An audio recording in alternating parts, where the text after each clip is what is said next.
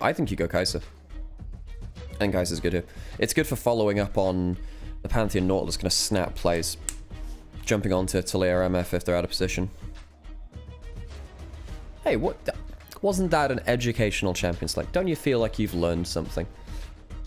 Turns out when I actually bring up the champions which the players play on the screen on the side, it can be very useful.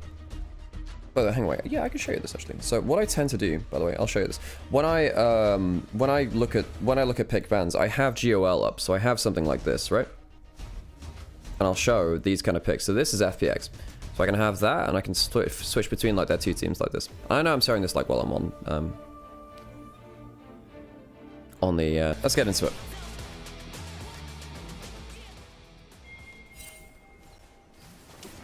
Where are our gyos? Anything?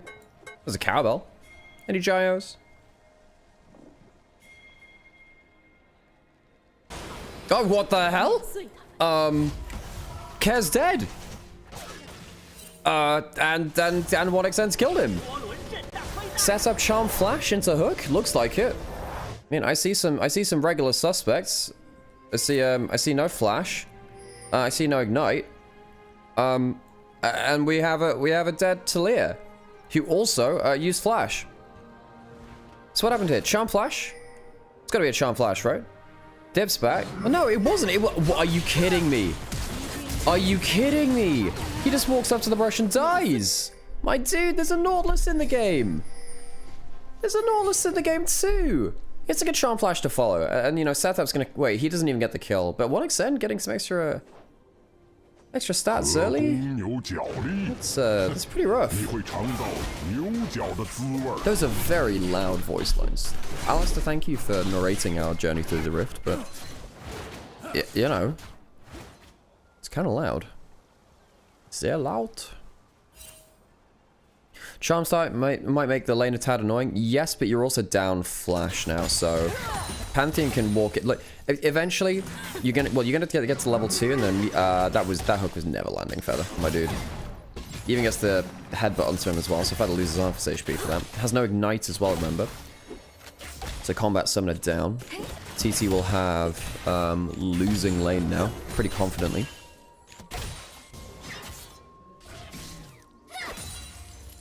We're definitely near the bottom of the table. This is a group of 7, so we do have some teams below them, but yeah, here up in this upper echelons, it is the lower part of them. It is the middle echelon.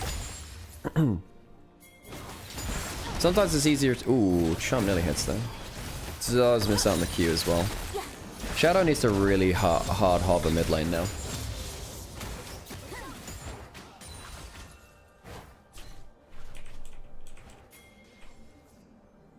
Xiaohuangren onto top side.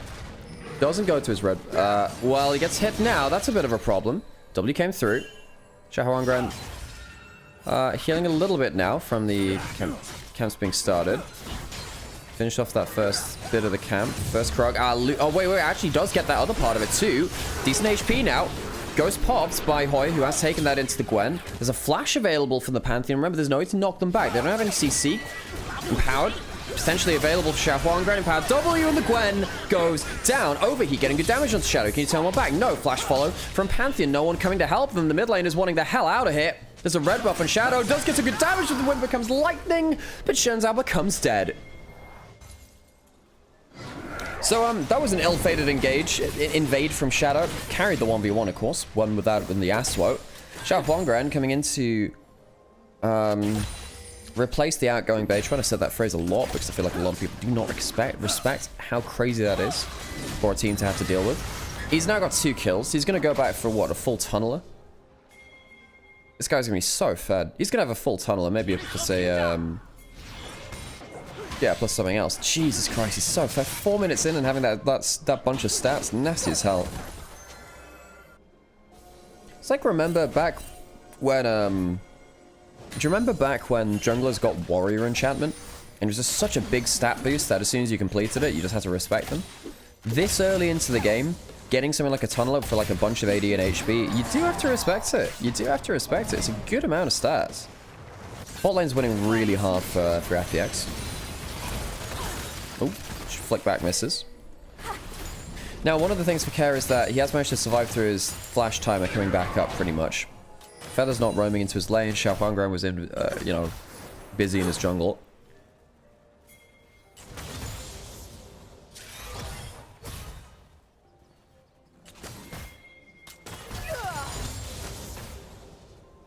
Kolben brought up by the Kaiser.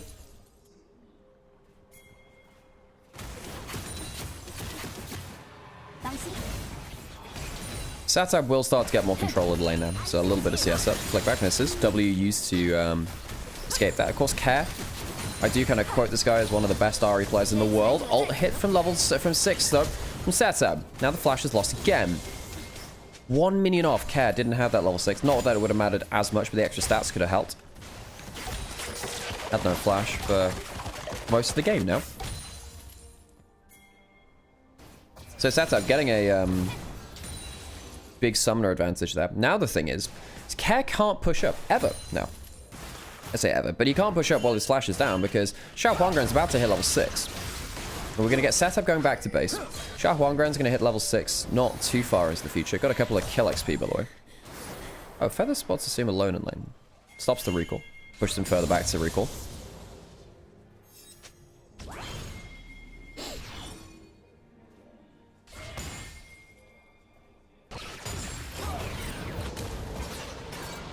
Hoya got 2 assists in that top side, remember? In that top side play. Got an extra 150 gold or whatever it was between the two of them. He's the only person tagging onto those assists. Actually, no, it's 150 gold shared. And if it's only one person, it's extra 300 gold for one man, for 2 one-man assists. Chat being normal today, I see.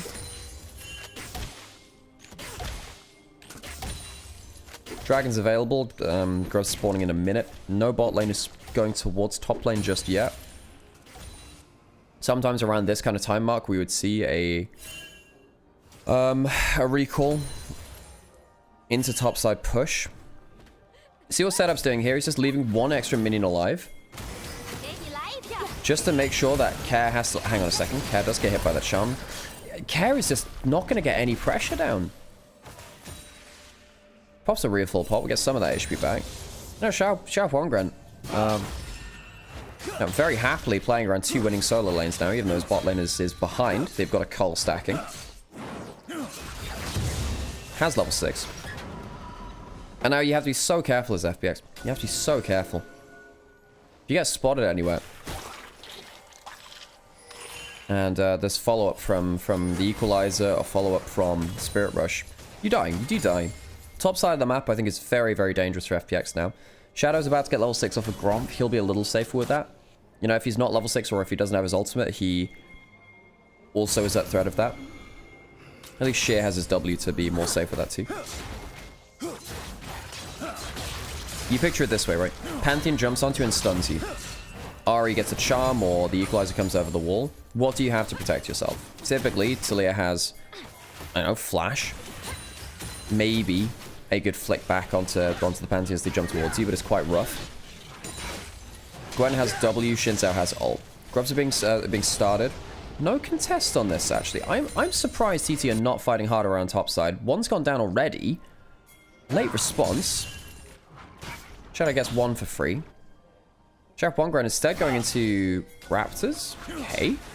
That's a time to go towards them. Do you have Kai'Sa heading up the river? Shadow's going to tell now that they're gone. So individual jungle advantage going to the side of Xiao Huangren quite heavily. I wondered whether there was also an angle for Xiao Huangren to fight in mid lane pretty heavily there too.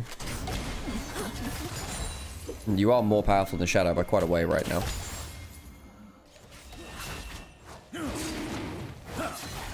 Dragon started. Teleport down towards Dragon now. So FPX managed to claw their way into both sides of the map for objectives. Kair's the one that teleports down. Zeta's pushing in. I really feel like TT have misused a window of power here.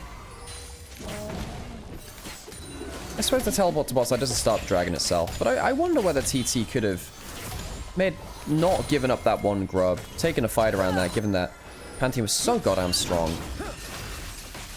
Zeta, of course, not weak either. Hoya too, with the early kill participation that they have.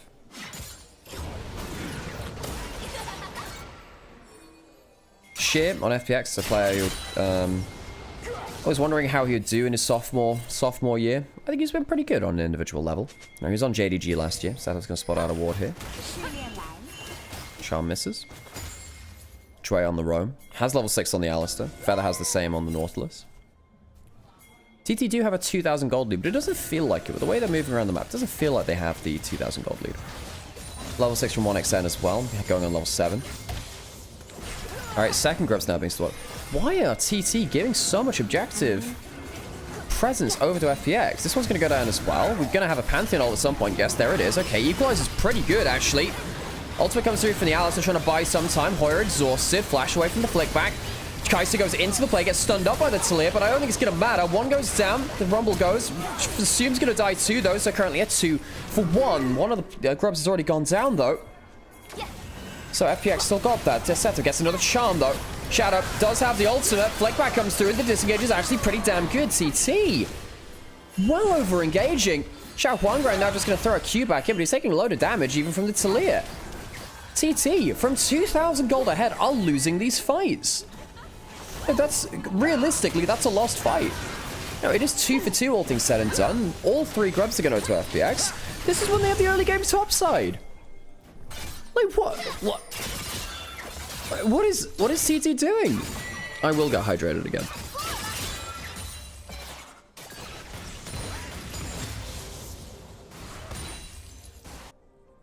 Morning, Katara, by the way. Morning. So, now Dragon's going to get started. FPX is still, you know, 1,000 and a bit gold behind. Oh, God, not the posture check. I love slouching when I'm off camera. Fine, I will change the posture. Dragon started up. TT will take that one. But this is not a bad start to the fight. I suppose the hook missing is whatever, but the equalize is good. Assume doesn't really get to play the game. Good flash away from Xiao Huangren. This is fine. You do take a good 2 for 1. That's fine. But then after this, you know, a second hook misses from Feather, who's not had the best time of things. This again is okay, but I don't know why Feather is walking so far up like that. You don't have to. There's a lot of counter engage from the enemy team. You're not getting out of there if you're behind the game. I suppose Satab walks out of this with 3 Dark Seal stacks. 2-0-2 on your Pantheon. But I feel like TT should have been so much more rampant across the map with the early lead, and that hasn't come to be.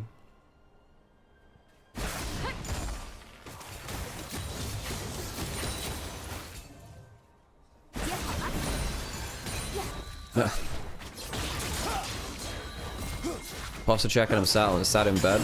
I mean, I've spent many a day over many a year watching LCK and LPL at, you know, 8 AM, 9 AM from bed on my phone. Feather and 1xn, I'm on the roam. You know, I actually want to, hang on a second, Care doesn't have flash. Ult force from Setup, trying to choose the right angle and gets it. Malignant's helping a little bit, knocked backwards. Setup needs to be careful, but he gets the empowered heal through from the passive. Shadow jumping forwards with his ultimate. 1xn has a barrier. Well, make sure at least it's an extra kill traded. So 2 for 1, 1xn goes down. 5 Dark Seal stacks. Setup playing well on the Ahri to choose the angle. I mean, I'll show you if we get a replay, but basically what he's doing, he's choosing not to like ult like this and charm in this kind of direction, choosing to ult this way, and instead ults in the preferred retreat direction of the Talia. Kind of cuts down their available escape options. That's the way that I would angle things if I was an Ahri player.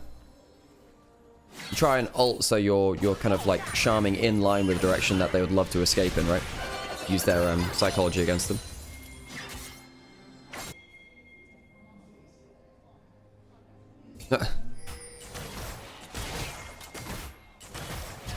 What's Essex? Yeah, Essex. The Only Way is Essex, famous TV show.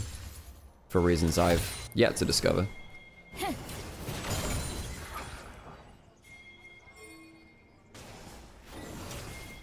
Yeah, Mecca, many people think that. Essex is in fact a place. There's Essex, Wessex. No, Suffolk is different. There are a lot of the old kingdoms of England, but Essex was one of them.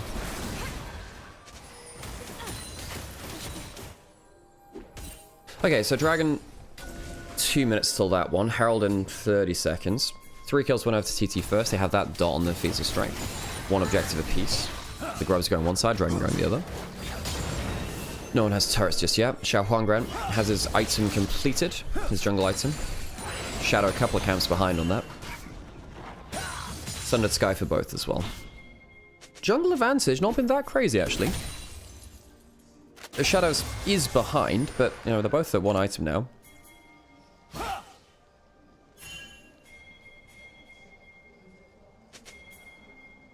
Fingering on, what the hell is that?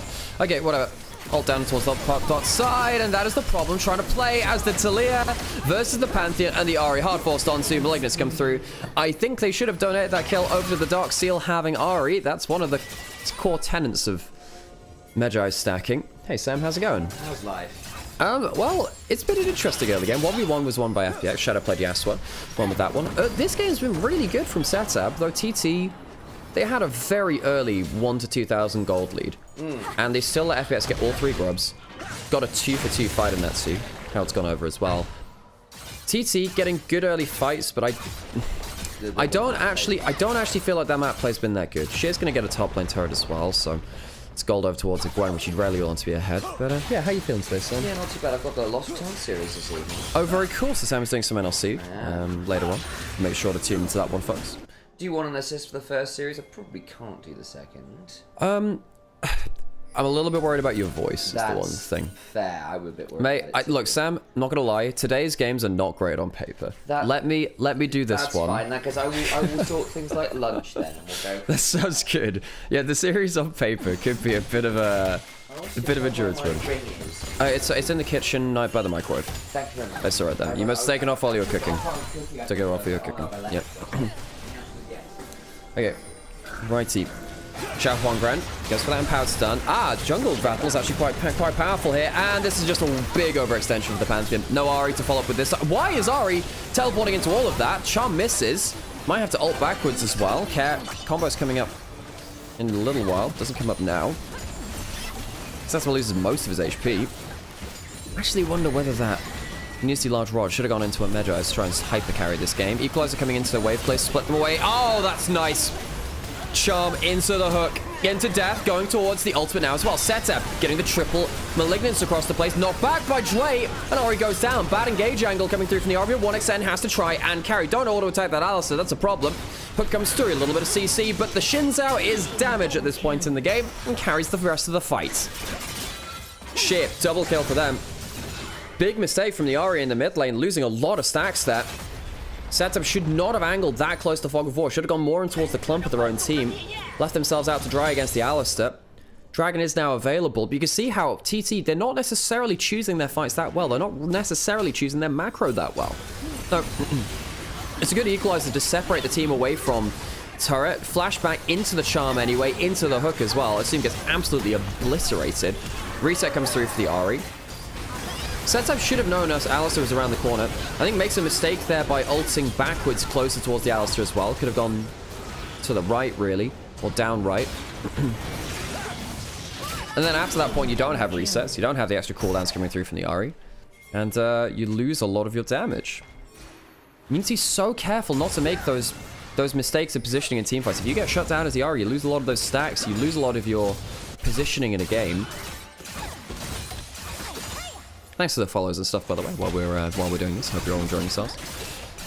Turret's falling so quickly to the 3 grubs. Spread gold between the Misfortune and the Gwen. This Gwen being 2,000 gold ahead.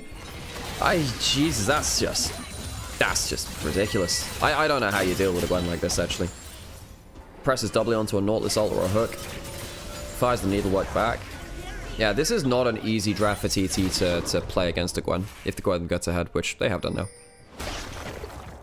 Yeah, Carlsel, exactly that. Equalizer behind you, Charm and Hook in front. It kind of forces you into a couple of different kind of death options, doesn't it? Yeah, I've gotten this habit of saying "I Jesus" right now. Don't know why.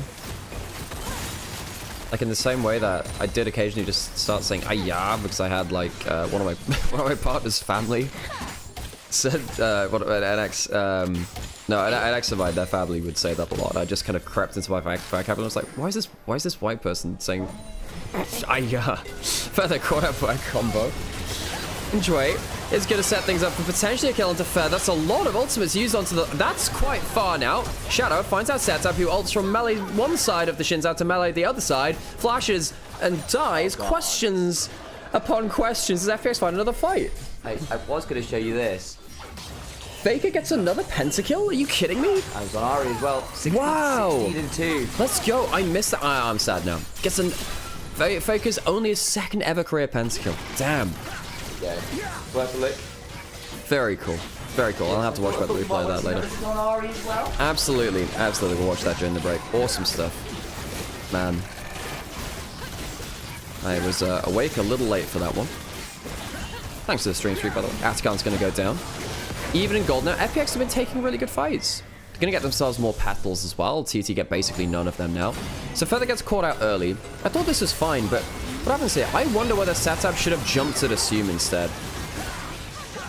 Gets found... I mean, but this gets knocked up out of one of the ult charges.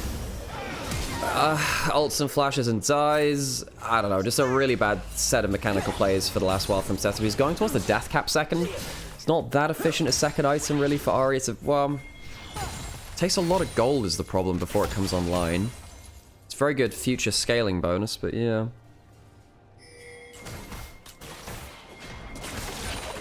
Yeah, setup good early game from himself. Not playing that well in terms of the actual mechanics though. I can get hydrated, sure, why not? Pantheon ultimate, wait, this is a replay. I tried to stop a recall, doesn't manage it.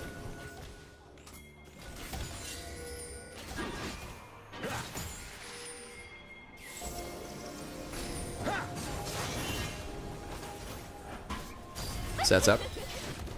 Paying a lot of respect to Shadow now. Shadow's been really threatening in the Shinzo. Carried one of the early game fights, been focusing out Ari in a couple of the other ones too. Pushing towards the bot side. Remember, they have those 3 grubs. Charm does land. Shadow takes a decent amount of damage, but not nearly enough to really be that worried. Jway actually heals him back up with the Alistair Triumphant Raw passive. Boy, thanks for the tower shot with the, what was it call it? Scrap shield. So, FPX in the gold lead now. They're in the gold lead. With the composition, which I do think outscales pretty heavily. 1xn on the Kaiser is ahead of Assume, but he's not really been able to take over fights in the way that he'd like to either. You know, diving into melee range of a Shinzo and an Alistair and a Gwen, not great. Not easy.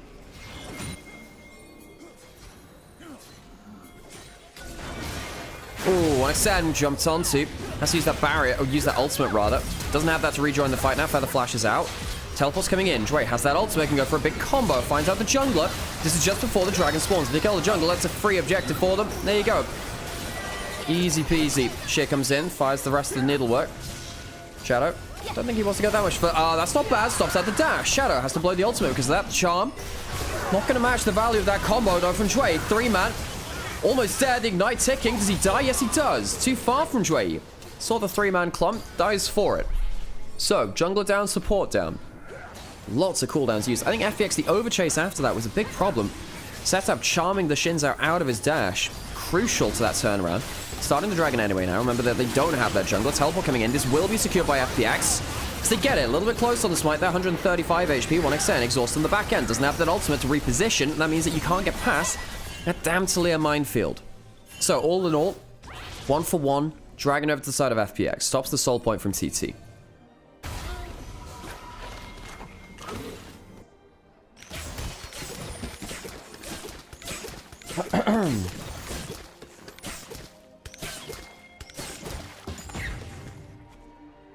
Back onto the map.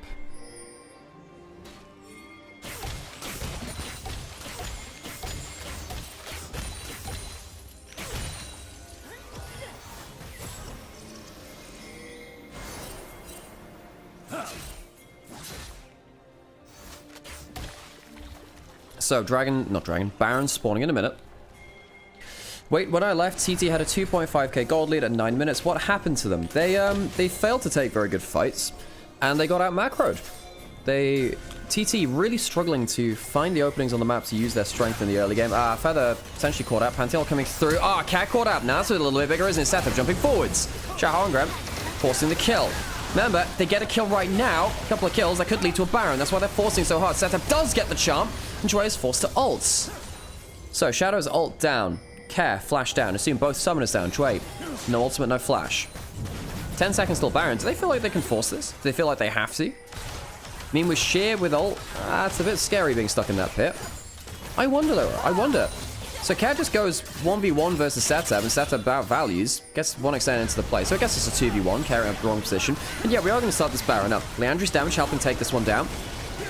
Pantheon stacking up that passive. Feather flashing out of that brush with the Hex Flash, misses the hook. Peel off. They weren't really looking for the flip, they were looking for fight instead. W lands, teleport back in now. So FPX, not going to get punished with the Baron. Instead now can move into top jungle. A lot of HP lost to the Baron by TT. And because they couldn't flip that Baron, they couldn't finish it off, they're actually going to lose positioning on the map. Essentially even losing a mid lane in a turret. Remember, there's 3 grubs on the side of FPX. TT a little slow on the Baron take. Don't commit to it. Don't find the fight afterwards. That hook not landing on 21 means that TT, instead of leveraging a good fight in the mid lane into an objective, they get a good fight and then it goes back to even.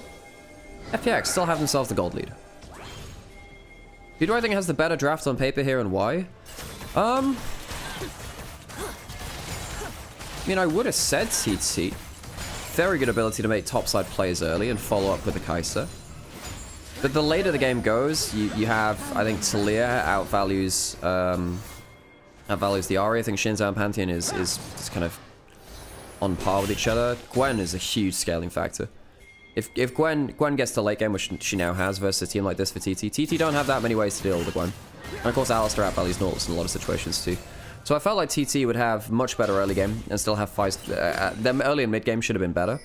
But FPX managed to fight very well in the early game, out macro. Ahri off to the flank again, has Death Cap, of course. Don't talk to Banshee's third, actually. Of course, Banshee's quite a high AP item now. Spots that Shadow on the bot side. He's ahead 1,000 gold. Has double buffs from the team buffs. Past 25 minutes, Baron giving your whole team the buff at that point. So Bloodletter's on Hoya, by the way. So if he hits a target, they'll get shredded and magic resist. Sata will get more damage onto him. Wind becomes lightning, just missing there. Dragon in a minute. Baron up and available. 4 sweepers by the side of FPX, by the way. Only the 1 blue trinket. The amount of pings is disturbing. The thing is, it's the amount of pings from all players on both teams. So it's like double the amount you should have. 1xn just given a little bit of gold. Does that get him to 3rd item? Ooh, if that gets him to 3rd item, that's kind of big. What's the next game? Top East versus NIP. NIP just beat Weibo. Solarkill had a very good game. As did Leave. Yeah, 1xn gets Terminus. So 1xn is actually quite powerful now. Has the empowered Berserker Breeze as well. On this patch, the feats of strength are more efficient, by the way, than they were before. Yeah, so the cannon got 1xn Terminus. He is fairly strong now. Very strong. They spot out Jwei. Gonna get the combo. Ults in turn. Has level 2, 3-man knockup. Here comes the bullet time afterwards. Nautilus is completely put around like a trampoline park. Bounce around the place. Gwen into the backline. Did say that the scaling option is a bit of an issue. The 1xn. Posted ultimate still has that barrier. Where's Ahri? Not making that many plays. Xiao Huangren, completely separated from his team. Ahri's now jumping forward now, but he's separated too on the other side of the fight. TT. Mispositioning picked apart FPX. And Jwei particularly finding a great angle. This Alistar getting multiple multi-man combos to split open the team. TT just don't know what to do on the retreat. We're saying, well, you know, Kai'Sa's strong. You've got good strength on the Ahri as well, blah, blah, blah. It's not been the factor that has determined this game. FPX have been much better at choosing fights, much better at their macro, and TT have been floundering. FPX clearly the better macro team as they take the Baron. Dragon's going to get started by 1xn. Not sure he can... Well, yeah, he'll take this on the other side. FPX, I don't really think they're going to respond to this at all. Gwen's going to push up top side with the Baron buff. 1xn will take the Dragon and get them some heal and shield power, which does technically impact your barrier and your ultimate from the Kai'Sa. Of course, the tenacity as well. 6% of each of those. Great combo coming from Dre. Feather doesn't get any damage onto the backline, or any disruption onto the backline. Sheer gets a great angle through as well. This Gwen kind of just waiting for them to come online and do horrible things. Exactly what they did there. 1xn basically out of the fight because Sheer Just guns towards them. Setup misses the skill check, basically. Goes down very easily. Setup, I don't know, man. Had some good moments, some awful ones in teamfights. TT. Some macro and micro plays in the mistake edge, right? Loses a third of his HP to the RE damage. Had the Celestial opposition, though. God damn, those towers fall quickly. Xiao Huangren doing some damage towards Gwen. Gwen starts firing the needlework back, but while we're in the center of the screen, Feather is being ripped out of the bird again. 2 dead. Setup has to ult back. Was the equalizer not great? Tags onto a team, which is okay. Second E lands onto him too. One extent has the ultimate. Doesn't want to fly through something like that. It's a layer minefield. FPX may be angling for the end at this point. 3 items on a team, including more Malmortius. Setup using that ultimate. The last charge of it goes down. Charm onto the Gwen. I don't think it's going to matter that much. Shadow jumping forwards again. The Shinzao has been absolutely monstrous through this game. Ori does get a kill. Doesn't have resets at this point, though. Yeah, they kill the AD carry, but they can't kill everyone else. And FPX flying up some old emotes as they take down the Nexus. Flagging up the old 2019 FPX logo.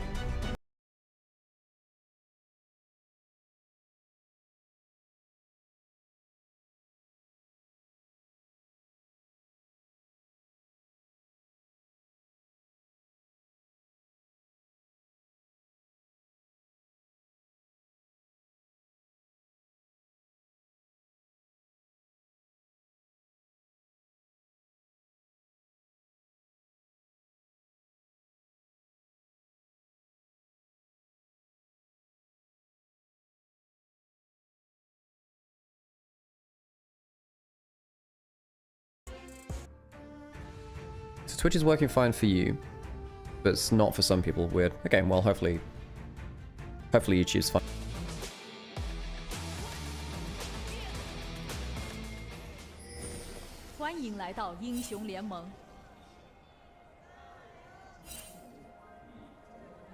There are some very small gyros in there.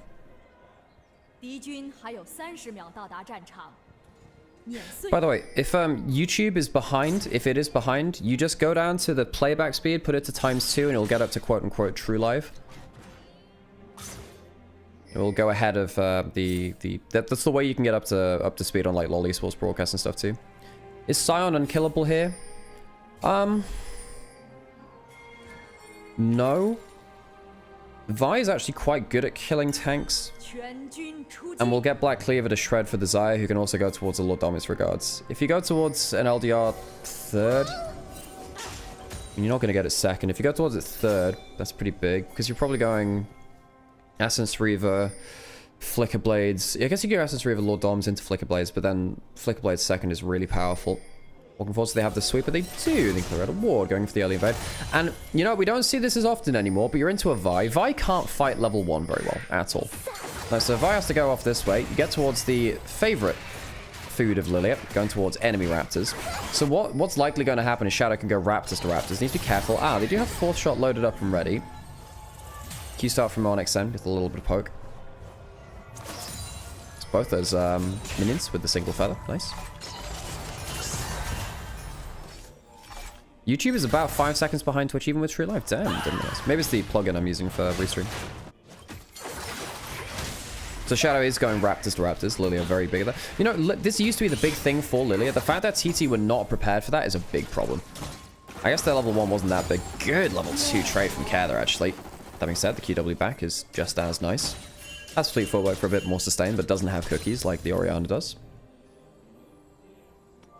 Cookies got nerfed on this patch, by the way, but they're still kind of broken as hell.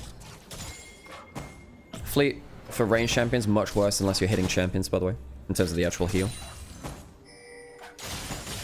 Another good QW. Setup playing well around that. Setup on the whole last game individually played quite well in the early game. Now has a wave freeze as well. Valkyrie away from the QW, needed from Care actually. He's been struggling in the 1v1. They elected to put this here. They could have put it into bot side.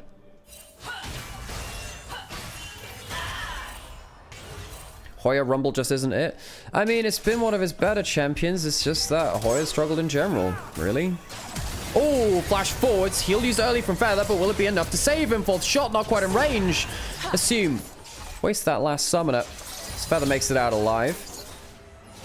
1xn. Able to pick up the wave safely here too as well, I think. Double flash is used from the bot lane of FPX. Feather, yes, used that heal. We'll lose some XP in bot lane as well. But it's not like you forced the Xayah out of lane to stop her from farming.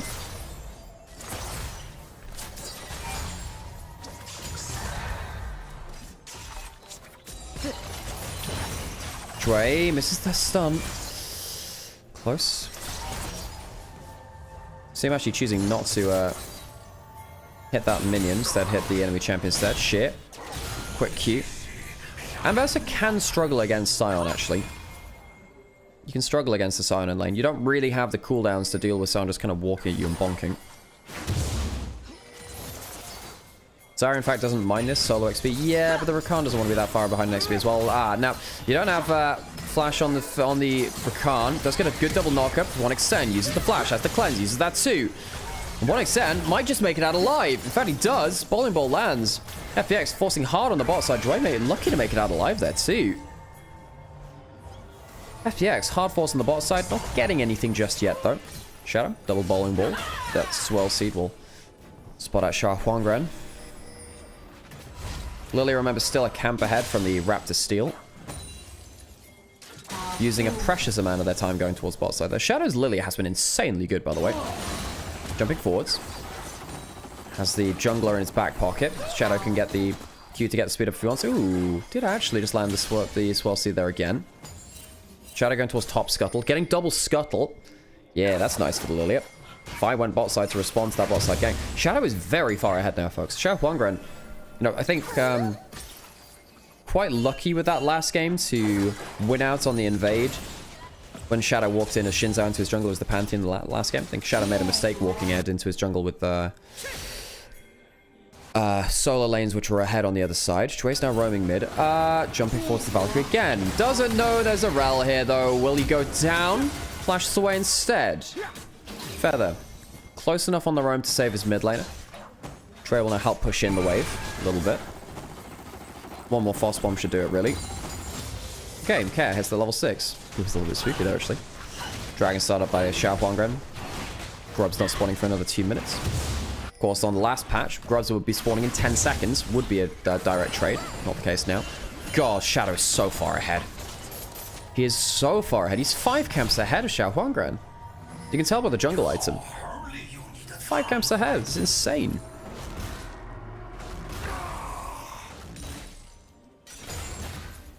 Composition thoughts? FPX, much better front to back. TT will need to find easy ways onto the backline. Corki is always at threat of something like a Vi Orianna. However, the range which FPX have is quite problematic, and I don't see how Xayah fits into the picture for TT. No, Xayah's not. Okay. Not bad damage coming through from Joy and Asim, but Feather doing quite well at getting some peel. Look, Xayah can't walk forward with the rest of the team. If you just play for a bit of Corki poke, a bit of Jhin poke, Swell Seeds as well, pretty sure TT just eventually land one combo, and TT can't play the aggressive side of things. Now, the problem is FPX could just overforce into the Xayah with Sion ults, Rel ults, blah, blah, blah, and that can fall apart. But I'm quite worried for TT's top side and bot side. Well, I can tell I'm a little bit tired, can't you? Top side and bot side being a little bit desynced. Shadow going into the enemy jungle. Wrapping around has that level 6. Very far ahead of Shao Huangren, as we were saying. 3 camps ahead of Shao Huangren now. Feather clearing out some vision. It will get hydrated. Corki coming down as well. Swell Seed not landing, but they do land the root onto the Xayah all the same. Double Q. All comes through. Rakan will get CC'd under tower, and a kill goes over to Care. Double kill. As the Vi is nowhere near. Vi is nowhere near. No, 1xTen does hit. I'm trying to remember if he hit level 6 during that play. Must have done, but couldn't get the ultimate there in time. Levels up the ultimate now, by the way. You could only see the icon coming through there.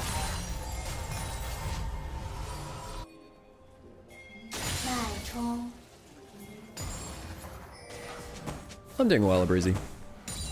And Britzy. Grubs spawning, TT taking topside pressure. They did get the first dragon as well. If they were to get the Grubs, they'd be up ahead in terms of the objective markers. Dre gonna crash down over the wall. Big one just missing on setup. Assume going towards the collector first, by the way.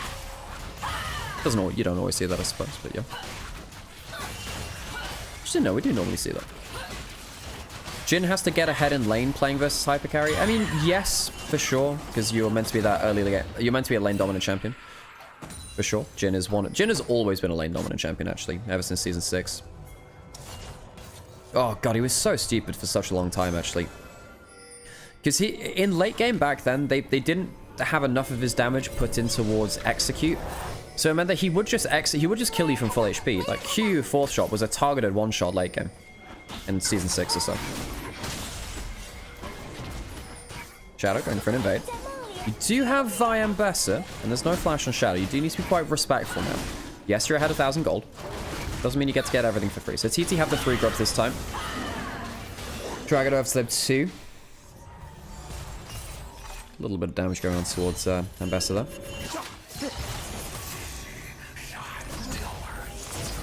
Oh, 1xn's got to have to come online early. You need to be able to kill this Scion at some point. Sheer can be such a pain in the arse here. Let's check his stats, actually. Sheer is 4 and 2 on Scion. 4 and 2. I'm quite impactful on that. Whereas Hoya 1 and 3 on Ambessa. 1 and 3 on Rumble as well, actually.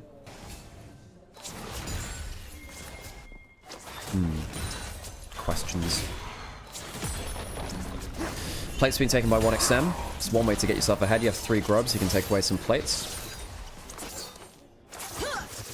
Dragon spawning in 40 seconds. Jhin pushing alone bot side.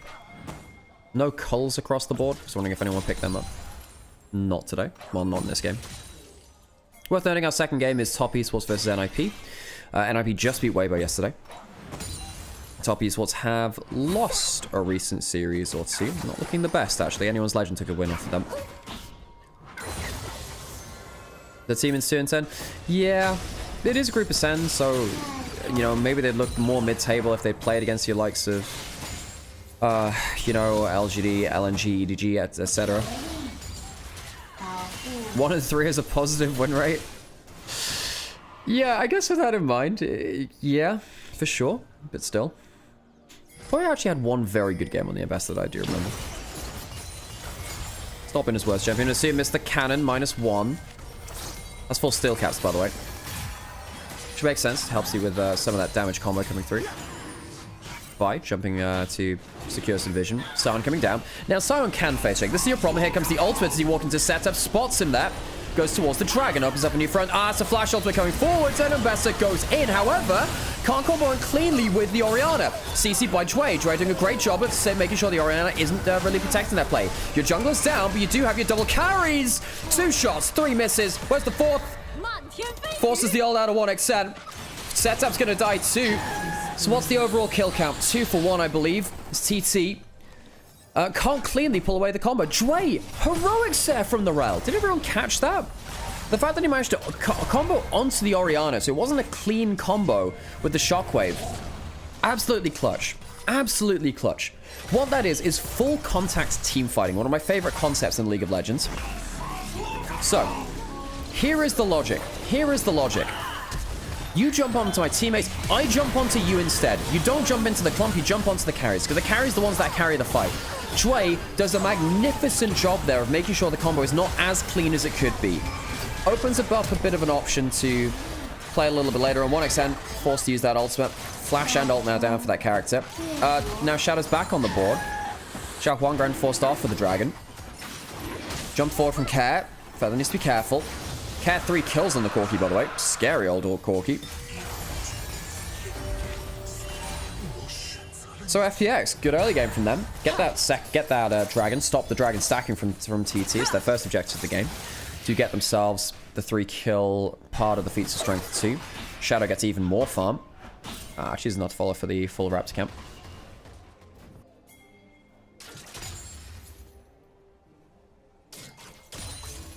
Near enough 2,000 gold lead for FPX. A lot of that is on mid lane. Now, the thing is, TT do have the tools to take away one fed carry. So it is important that FPX maintain, you know, secondary carries. Shadow not that far ahead in terms of gold, but is in terms of XP, because of those amounts of camps coming through. By the way, it's a Triforce coming through from Xiao Huangran. Interesting. Look down in that infantry. Yeah.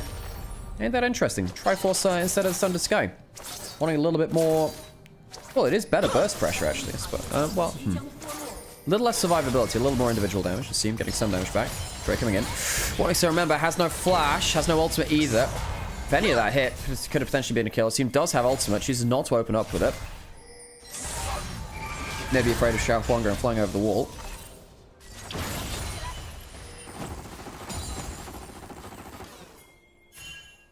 Esther's Riven completed by the Xayah. But yeah, I assume doing very well at trading onto the 1xN Xayah.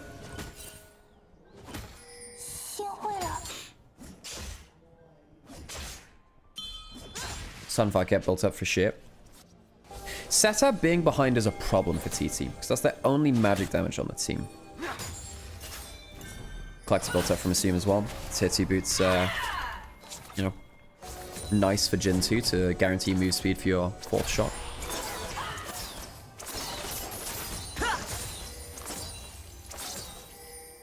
Herald in 30 seconds.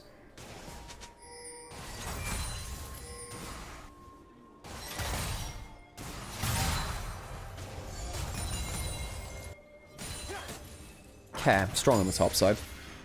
Strong on the top side, this one is.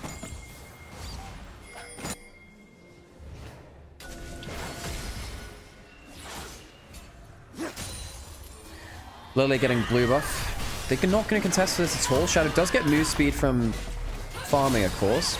It's going to be out towards top side at some point. Get another Q off the wave here. It's a bit of move speed to walk around the map. Quite late, though. Greeting for a blue buff. Shadow getting individual advantage. Could potentially look for a steal, but out of position. Not able to get this now. Sun coming through. Hoya.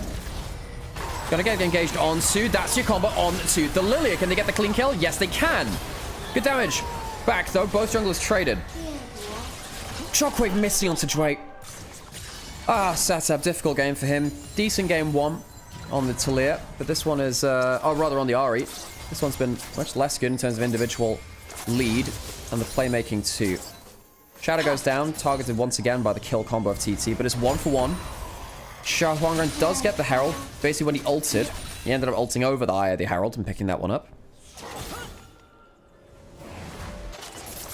If both Corki and Jin have steel caps and Lilia has Zhonya, it's kind of unplayable. It definitely makes the game a lot harder. I wouldn't say it's unplayable because those carries... The Zhonyas is a problem. The steel caps, you can still one-shot through them. You can still one-shot through the steel caps.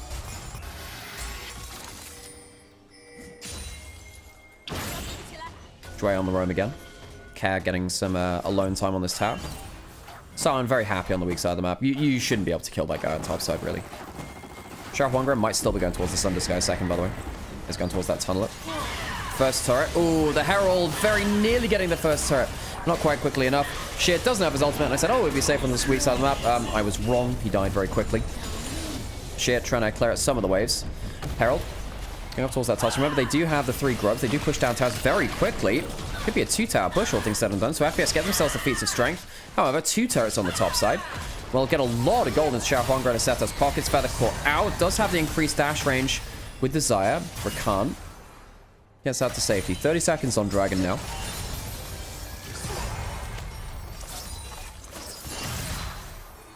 Setup last case place at LCK, last place at LPL next. Hey, they're already in group ascents. They're above that. Yeah, there's a bunch of teams below them. OMG and RNG would like a word with you. OMG and RNG would like to know your location. It is at the bottom of the group. We're even in gold now. 1,000 gold lead in the jungle. Shadow has Seekers though, which does change things quite a lot. Jump over the wall. Okay, Xiao Huangra. Spawned back by Dwayne. Dragon alive, remember. If you're caught out here, it is a problem. Xiao Huangra fails that short Q to cancel the dodge. Shadow flashes out. Sun coming in now, forcing a front line. That, where's your setup though? Where's your follow-up? Not bad from Assume. Some decent damage coming through.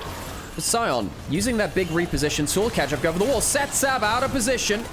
We'll have to flash over the wall, you have to imagine. Dragon started up. Where's the damage coming through? Flash away. Dragon started. Pushing in the mid lane now. Dre does have Flash Magnet Storm coming through from Xiao Huangra. Goes forwards of that. It's the clump they were looking for. Where's the follow-up? Shadow gets a sleep in place. 4th shot's coming through, and the Xayah goes down. Okay, good damage. The combo for this time for TT is just not good enough. They don't kill a carry. They get completely monstered by Dway, who has been a monster engaged player. This split and this year in the LPL, one of our newest supports to the pool in LPL, really making an impact. FPX, last game, walked away with an MVP for their support player. He's had Nico banned away from him almost every single series for himself too. And Israel clutch as hell in that fight. Thought that was going to be pretty difficult for FPX actually. Xiao Huangren was in position to get onto another carry again. Dragon going outside of FPX. Was even in gold. 2,000 gold explodes out of this fight though. In favor of FPX. I will get hydrated again.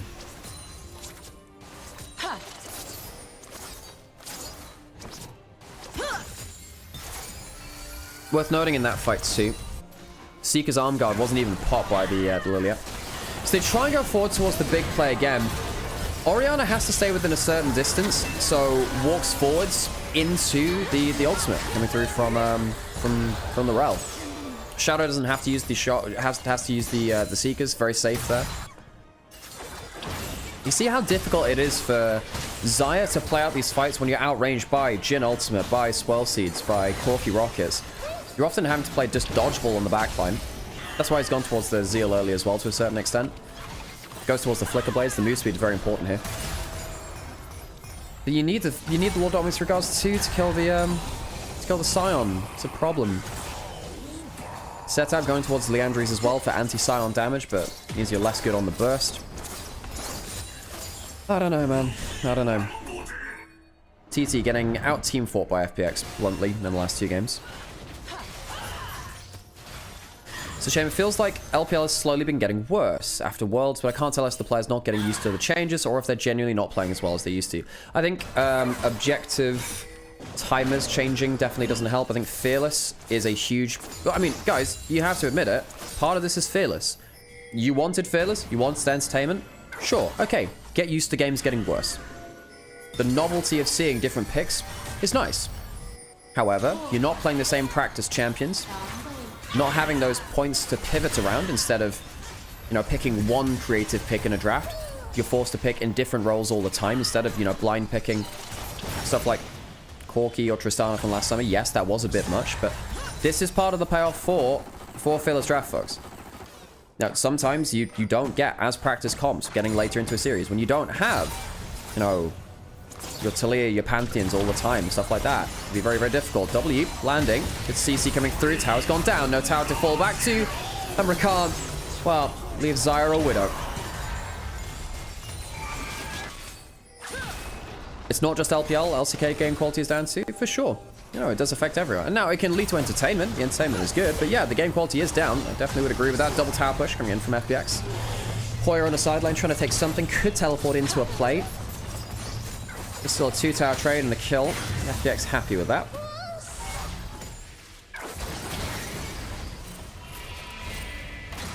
No, I don't want Fearless. I want maxed out Epic Games. Me too. For the best teams in the region, I do. You know, for games like this, I sometimes do prefer Fearless, but yes, it does make them very sloppy. Atacama being started up would be... Is it an objective bounty? No, not quite far enough behind for that. Jway could Hex Flash over the wall. Where's the follow-up? Shit, doesn't have his ultimate just yet. Jway, gonna run into a lot of enemy players there. Feather goes forward for the knock-up. Atacama shredding the team down, remember. Xiao Huangren goes on to one of the carries. Shadow, a lot of damage onto him. Shockwave not there just yet. Feather getting gunned down by Cash. Shockwave's not bad, but the side's down already. So they're already down, and the health bars are so low that Jway can potentially get a solo kill for himself. Magnet Storm. Crash down. Swirlsea coming through. Jway will die. He'll go to the halls of Valhalla. Ends up being a 5-for-2 as FPX will also take the Atacama. That's probably the fight which breaks this game well and truly. The combos onto the carries in the backline are just not potent enough. You know, you don't have quite enough burst. You don't quite have enough DPS to follow up the fight after that point. The Xayah is 0-3, achieved very little in this fight. Outranged by the Corky, by the Jhin. Struggling to kill the Scion at this point in the game. FPX will cleanly take the objective fight. Assume been very potent on the Jhin. Does go down in that fight, yes, but managed to take down Xayah before that. And this is with, you know, no flash on the Rel for the Magnet Storm, no ult from Sheer. You don't have that to reposition the fight. So Hoyer, good position to cancel out the Jhin ultimate. Shadow does Zhonya's through, and that's obviously a lot of damage. What happens here after this point? I mean, Hoyer's kind of left out of position now. God damn, that's a lot of damage. Did that get... That was a lot... Was that... I didn't actually see if that was a W or the Atakan killing. You know, Xayah can only do so much. Had flash, had ult, goes down very easily. Mistakes by 1xM that. Yeah, for sure, man. That was Care doing a lot of damage. 508 on the Corki. He had a very bad series last time he was playing, by the way. But realistically, Jue is my MVP again for this game. Now, Care's played very well, but Jue has been absolutely critical. That ultimate in River for the Dragon fight was so clutch. Did we see another? Feather died again. He hit the Q, and he got CC to death. Right, that's a hell of a lot of damage. Corki's going towards the Shojin third, by the way. Bit tankier. I think Vi ran it down this game. Vi was 1,000 gold ahead. I don't agree with that. I think the early game was completely fine. Edge of Night coming in second for Hoya, by the way. Wants to go full lethality of the bits afterwards, trying to reset. Jhin, not out of range, well out of range of the big combos. Hoya going into the backline, but it is slept and gets absolutely obliterated. Shadow Wongren also going to go down, soul purified by the Atakan. Shadow walking forwards again, has move speed. Feather trying to get some damage and some disruption in. Not able to. Sonya's coming through from Shadow, sees them out of there. Care jumping forwards again, more damage. Not able to finish off the kill though. Oh, but that will. Atakan very nearly killing off Setup too with the slow after that.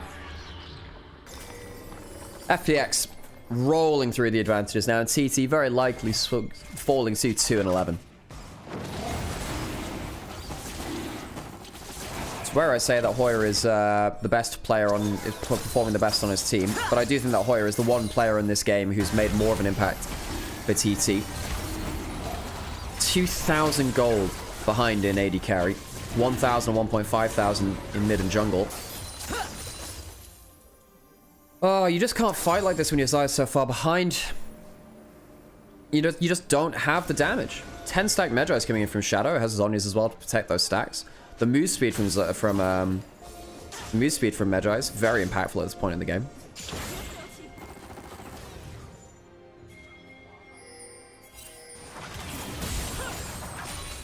TT, their objective set has been poor. Their objective set has been poor. Their team fighting positioning has been poor. Often getting split up very easily. Allowing Setup, Feather, 1xN to all get picked off and outfought with a superior range of FPX. Good damage from Care. Onto the tower.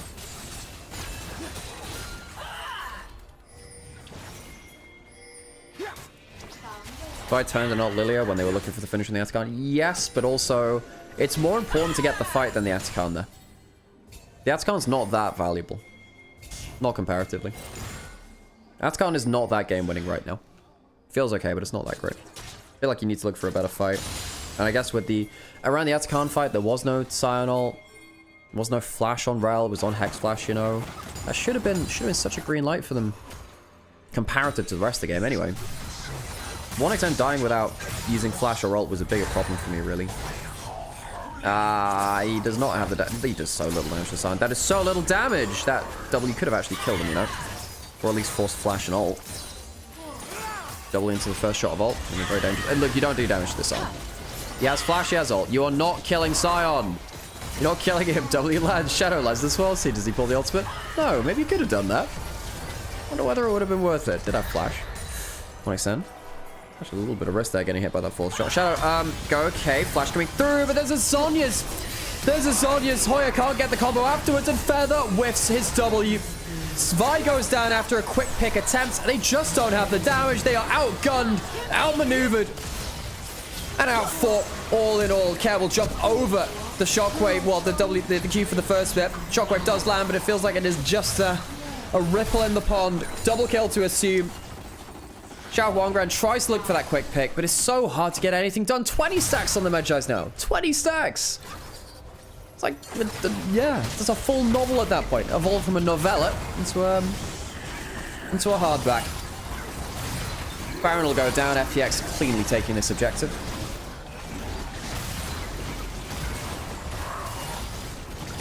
And Baron will go down. Easy as that. I mean, this is not a bad flash cube. I think he greeds for an extra auto attack. He greeds for an extra auto attack. The Q flash is good, but it's a mistake going for the optimal damage combo. And it means that the Zhonyas can come through. That being said, I think even if they killed the Lilia, they still die. I still think this is a lost fight. They don't have the stats. And assume, oh my god, the damage. There was a cleanse for reasons, I don't know, maybe thought he had barrier. 1xN, it feels bad being 1xN. For me, he was the star player of this team. I'm intensely mentally beamed with this. Assume out of position, no flash, no barrier. That could be the pick they actually want. Okay, that's the start of something. Dre gets the Magnet Storm to the backline though, 1xN. No ult, no flash, no anything else, and Care is still alive. They have a second AD carry. That's 3-man Shockwave, but it's not that bursty. Still going to end up being a 2-for-1. Care might even make it more than that. Extra auto attacks going down to Hoya. Move speed for Shadow. Very powerful here. Still has the ultimate. 1xN does have the ult this time. Will cleanse off the sleep. 1xN though, not able to escape the daring Bombardier. Corki, 8-0-11. Shojin built in. Has the phase for the move speed. Sets up hit by a swell seed. And FPX might just take what was a pick onto their own AD carry into maybe a game-ending effort. Okay, he's about to get his Valkyrie back up again. Stacking up his Shojin a little bit. Hoya goes into the backline, tries to get some damage down, but not really achieving that much. Gets a little bit of wave clear. All right, maybe FPX call it off after this one. Heskate out. They get that inhibitor down. They do enough damage. 1xN down for the count again. He has 3 items. But, you know, when Assume and Care are about to hit 4, it feels a little bit less important now, doesn't it? God, every carry roll is down 2,000 plus gold. No, Hoya's down gold against the Scion too now. Dre, not sure about that one, buddy. Shao Huangren does have ult coming up in a couple of seconds. This could be a dead Rel. Teleport coming in from the Ambessa. Care's coming down to the bottom side of the map. There is a Magnet Storm, and they thought they caught them out, but now they're out of position themselves. Fi had no choice but to go in for something. They thought they found themselves a quick moment to make a play. Oh, it's just not easy, is it, though? It's just not easy. They lose their jungler before the dragon. That will be Soul if FPX don't end the game. Might do that anyway. 2 dead. Soon to be 3. 2 kills for the Corki. 25 stack Magi's for Shadow. Oh, bloody hell. It's too much damage. It's just way too much damage. The sleep comes through. Zhonya's escapes the quickness. And 1xN. Yeah. Well, there's a reason there's an X in the name. They're an X and gone to meet their matchmaker, pushing up the daisies. Nexus falls in TT. It is a crying face. Instead of that little mascot this time, FPX cleanly taking the series 2-0. Was never really in question outside of a bit of an early game against Mega Tanky. I guess Nautilus is easier engage. Alistar is better frontline, and then you'd have very hard ability to get towards the backline. Yeah, I guess you already do have Pantheon Scion, but no, I think the Alistar means it's very hard for top esports to get clean first picks. Top esports draft is so much better.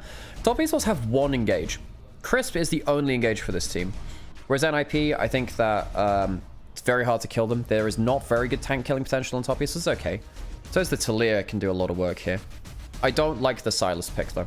Not now, I don't. I think that the Sylas is not consistent damage. The Shinzo ult is the only really good ult you have to steal. Okay, so NIP, much better tank frontline. Top esports have 1 global. On the other side, there are more from the sides of NIP with the Scion and the back up to wherever it was. There we go. Cool. Look at that. And coaches will shake hands. Get on to the Rift. Going to run 1 minute of adverts here. Turn the camera. Stop dilly-dallying. Let's get into it. Hey, Kobe, good to see you. I don't like NIP's draft at all. I mean, I think they have the extra globals. We'll hear these gyros. 敌军还有30秒到达战场，碾碎他。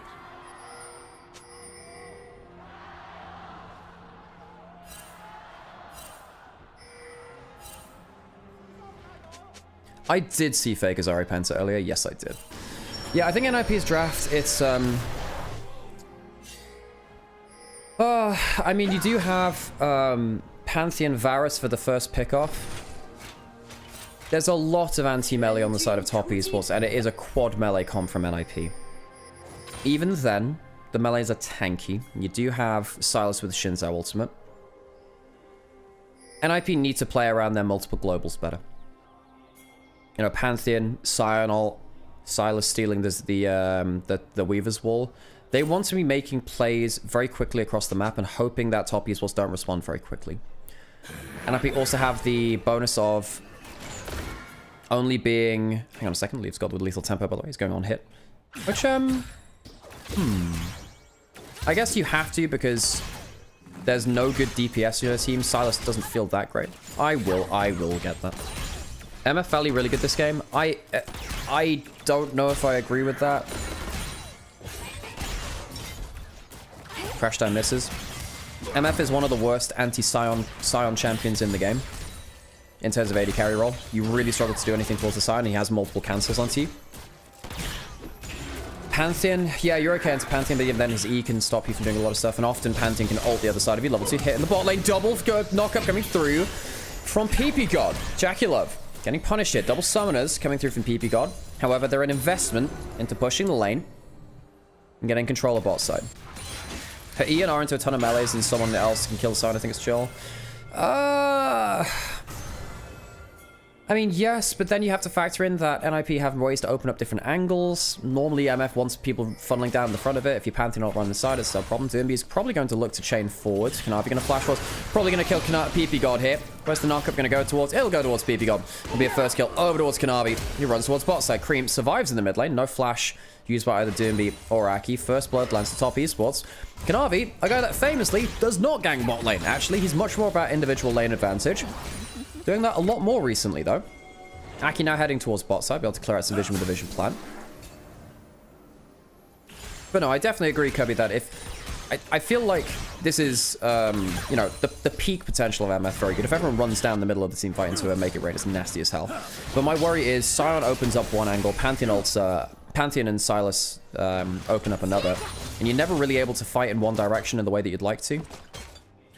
NIP, they only really have one bit of engage they need to be worried about, and that's the Rel. And Rel's the only person that can really engage that well. So as long as you kind of keep them in, keep them in check, it's okay, I feel. NIP, no strangers to picking some weird stuff, though, in terms of compositions. I remember that first series versus JDG. You know, they picked some different stuff, too. The Galio mid with the full damage. Full dive into full anti-dive, and they played that out quite well. Doomby Sylas, one of his more comfortable champions, of course. See what he can do with that. Even though it is, again, you know, 4 melees into Talia MF. That's kind of nasty. I think NIP, they need to create multiple angles. If they don't create those angles, then it do get a little bit crap. Just a little bit. Yeah, there are lots of interrupts for Misfortune. Yeah, there are. You've got Sylas E, you've got Pantheon W, Scion everything, Alistair everything.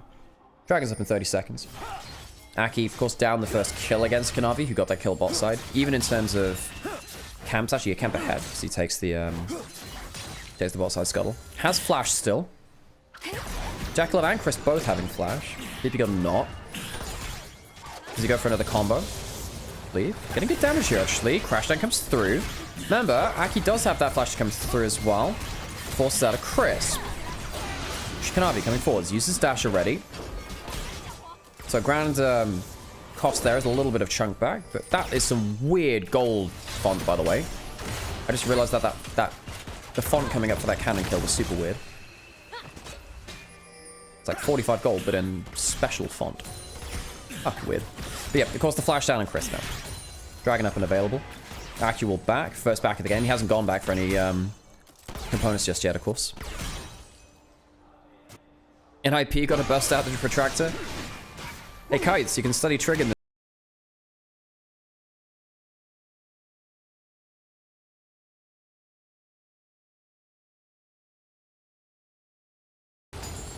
Hyperbolics and stuff in Trig.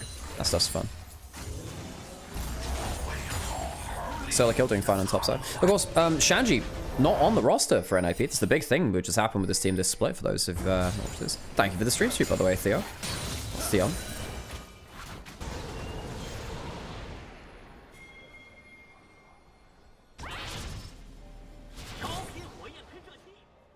But yeah, solo kills coming in for NIP. Apparently, rumor has it on socials anyway. There's been some fractures within the team. Doomby and Shanji potentially not getting on. Just sad to hear, of course. But, you know, solo kill coming in has looked pretty good. Getting PTSD from all the speaks of Maz. I'm sorry. Kais is going through some exams right now, and I'm reminiscing about my days doing physics in uni.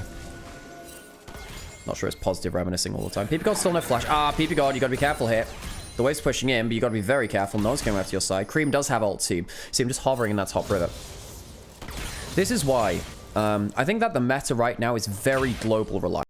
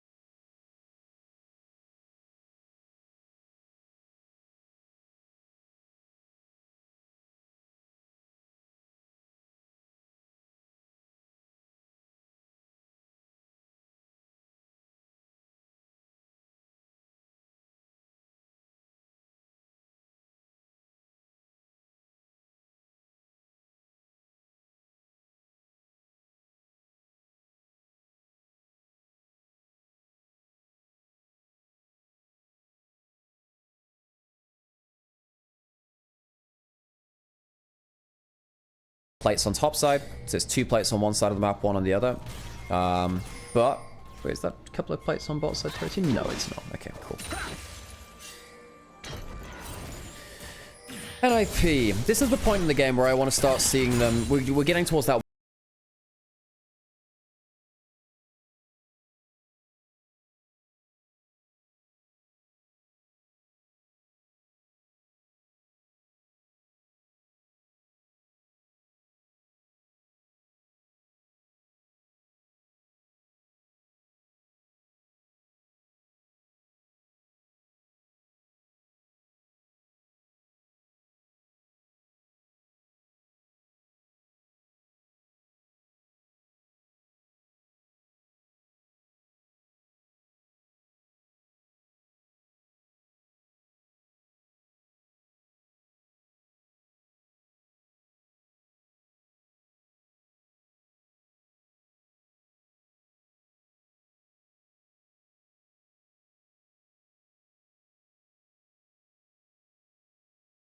to the realm. Everything on hit. Varus, he gets the first kill. The reset from Varus, normally very important, has the ghost. And Kanavi is caught out. This is the power of NIP's composition. Very quick follow-up. They use the globals for the teleport this time. Big overextension from Kanavi and Chris. Teleport up towards the top side to make sure it's not too much of a problem in terms of plates falling. Good win here for NIP. We said, hey, let's see if they can open up some angles. They do just that. Good stuff from NIP. Good stuff. I shall also drink. It's all good, Mega Roll.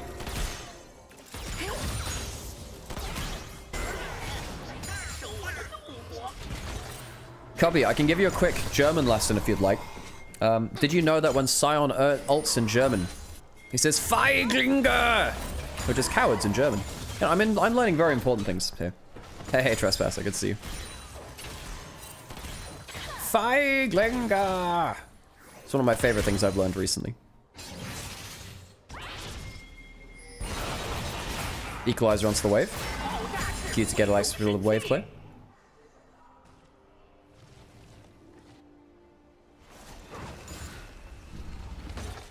Oh yeah, true. When you gift subs, you do also get points, so that would be why you've got a bit of a nest egg there. I should really do some more. Hang on a second. Flash forward. 369 has that too. Leave doesn't have his ultimate just yet. 369 will get away with it. Leave, does he get an extra slow? He does. Where's the Pantheon ult going? Not the right way. Doesn't close off the other angle. So, flash blown for both PP God and for 369. Global used for Aki. Big tool for him to be used. 3 growths for top esports, of course, very important. Second dragon taken by top esports. So even gold game, slight objective lead towards top esports. Krankenwagen.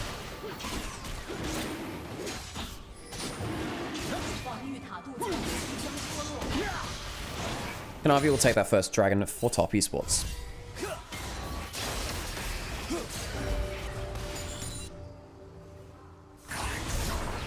Okay, 369, 1,000 gold ahead. His Rumble has really improved over time, you know. I know that at Worlds 23, when JDG lost to T1, a lot of people were really memeing 369's Rumble. And I think a lot of people, after that point, just like, oh, the 369's Rumble's bad. And they said the same about Bear and XYZ.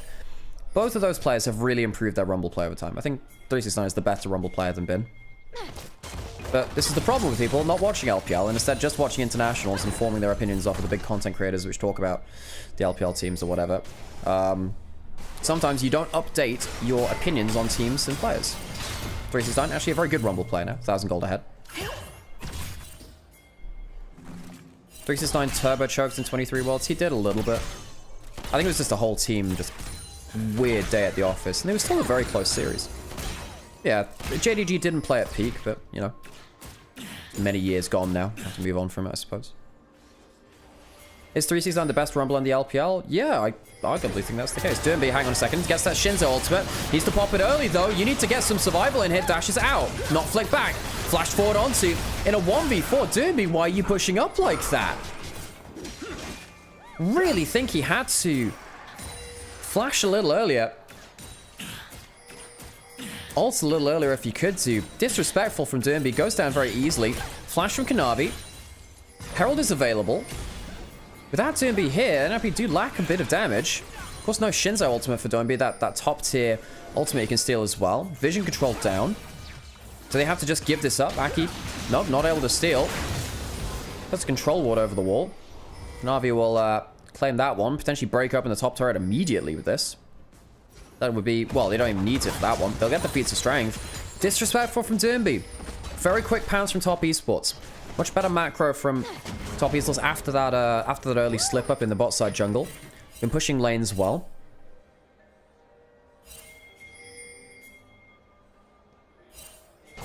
LNG T1 was even more sus. Absolutely was more sus. And then the top esports one was disaster. Absolute disaster last year.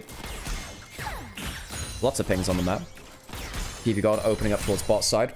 Teleport from Doomby available if he wants to make a play somewhere. 2.5 minutes till the next dragon, so that's not really anyone's concern. Feats of strength by top esports, to be said. They feel quite strong in this patch, actually. Ult coming through. 369 doesn't have flash. Here come the globals. And that's exactly what you want. Kill goes over towards Aki. So that Pantheon, evening up the jungle matchup a little bit more. However, by opening up with both the Sion ult and the Pantheon ult, maybe an overinvestment there. Means that the Herald quickly drops into mid lane, no defense. I think it's a bit of an over-commitment from NIP. I wonder if they could have defended mid lane turret. If they committed a little less, had a side ult to wave clear out perhaps. But still. Tower down by top esports. Solo kill will take the bot side turret. Of course, eventually solo kill will be really hard to deal with.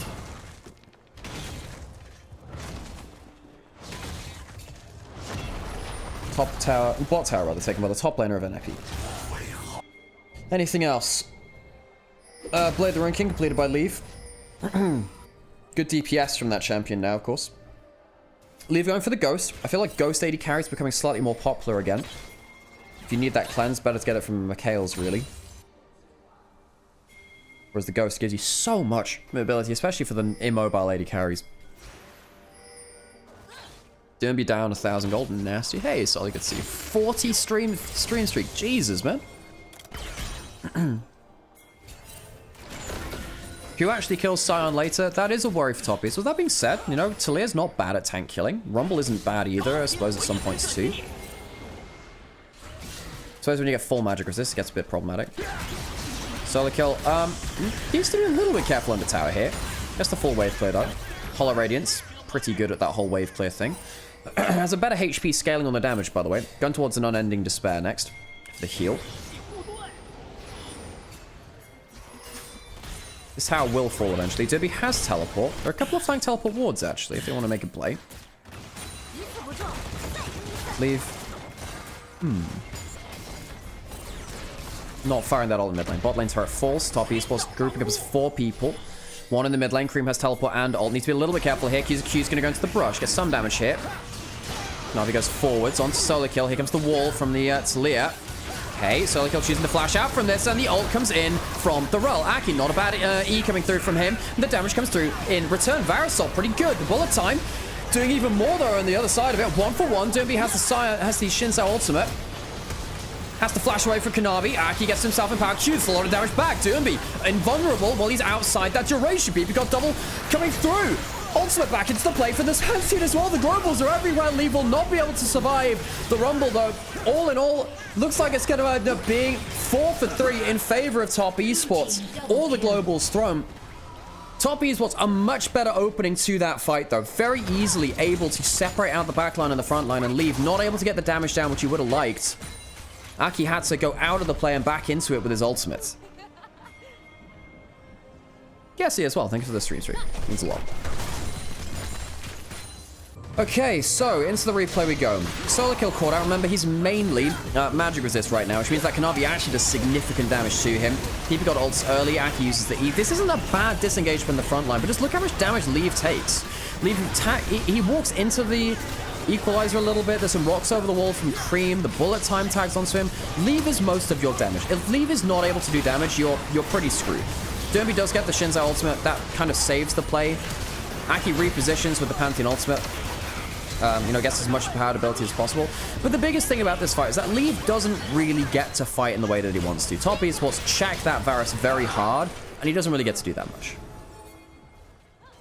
I do wonder whether it should have been a poke Varus instead. It does have good damage still, in terms of DPS. And there's no one that tanky on the other side. I wonder whether it has for you to poke Varus, just so you can keep out of the flame spitter range. Out of the bullet time. So hard for him to play. Dragon's going to go down to top esports. And while I say that, teleport coming through will. Solo kill. Does have his ultimate if he wants to start a fight. Ultimate coming through from Cream. Goes away from a little bit of the play. Crisp. Soloed out on one side. Solo kill. Now quite separated from his team, actually. Half the HP down. Flick back into the team. Equalizer stolen by Turnby. Used to disengage. Would have thought they'd be able to get more out of that play. They don't even get any big summoners out, really. Cream, very good defensive wall. Hang on, PP God spots out Cream. Oh, the Alice is doing some work now. No flash on the Talia, and that's the pick that they were looking for. Flash out of Leave, though. Not sure about that one. Well, Chris goes into the play. Bullet time comes over the top as well, and the Varus does not get to play the game. Why did you go on hit? You can't play the game of League of Legends. Dimby gets a bit of a heal. Dashes out, gets an E in. They just don't have any damage left, though. They don't have any damage. The silence is gone. The Varus is gone. Top esports They take out the people that can carry the fight, and they clean up the rest after. It will be a full 5 players dead from NIP. Just for the cost of Cream and Jacula, they have the benefit of having 2 extra people that can carry the fight in the Xin Zhao and the Rumble once the main threats are gone.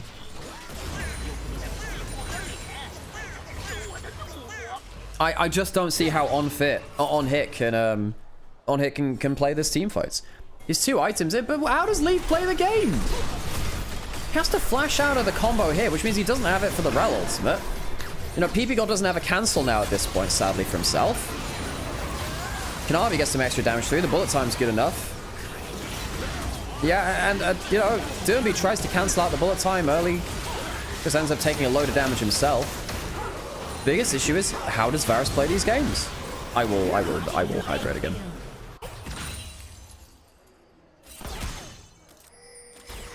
The thing is, I would agree with you, Honorax, that the flash was egregious. I think he has to, because also you can't afford to be starting the fight at half HP as Varus. Flashing out of that Talia combo to start the fight at full HP is also necessary. It's just, he had to be in that range to do damage towards the Talia. I wonder whether Leave just had to not commit to that kill onto Cream. You have to save your HP and your flash. I wonder if that was the mistake. Riftmaker built up for Dermy now. Is that going to make a difference? Aki uses the E. Varus ult lands, but it's not a poke Varus. And again, he can't do that much damage from that distance away. Alistair ultimate not going to save PP. Got only the rank 1. W lands onto Leave, and suddenly another 2 dead. Top Eats was much better at controlling the map. I think Cream's ultimates on this Talia have been sublime, by the way. His ultimates to lock off an area of the map have been absolutely game-changing. If anything, I would even say Cream might even be my MVP. His combos have been fantastic. His ability to separate the team. Very few Talias do that to this kind of level. I think Cream's had a very good game. 369 also up there too. 3,000 gold up. He probably will get away with the MVP, actually, thinking about it. He's had a very good game. Won't be bad for him. Cream on the top side of the map now. Leave no summoners. Walking up, no ultimate from him. Flickback misses. Equalizer comes through, though. Doesn't even need to hit it. Leave was pushed up way too far. Doesn't respect the other team. Ult onto Jacula. Is there anyone following up? There's a Pantheon. That'll help. Chris and Kanavi coming through, though, and the disengage and the peel comes through. The pick attempt onto Jacula, not that successful. That being said, he is not the best killer of science. Try to flash with the body block. A stolen Magnet Storm will attract Toppies what's to a little bit of damage.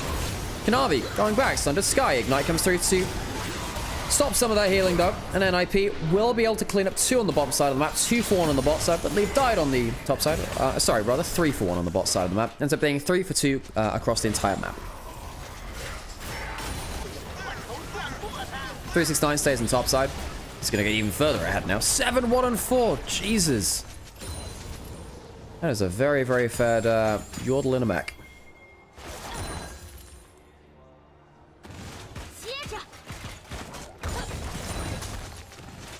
Cream pushing out bot side. 1,000 gold himself, as we highlighted before.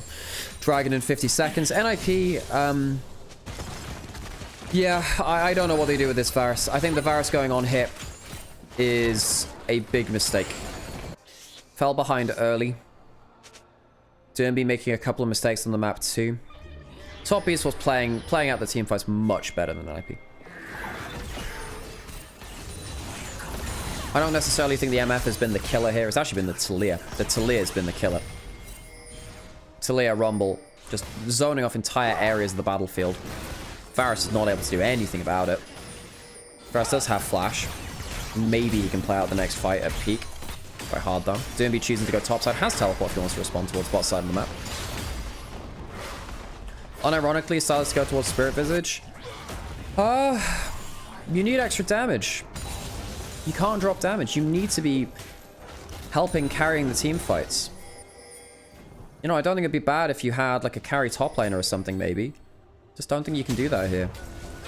2 items for Aki. 1,000 gold behind still though. Kanavi almost at his 3rd item. God damn, he's fed. Dragon taken by Top East was 2 mountain dragons, which makes it even harder to kill them through. You know, the Zonya's built up for 369. Bits of HP here and there. They're not that tanky a team, but NIP are already struggling to deal with them.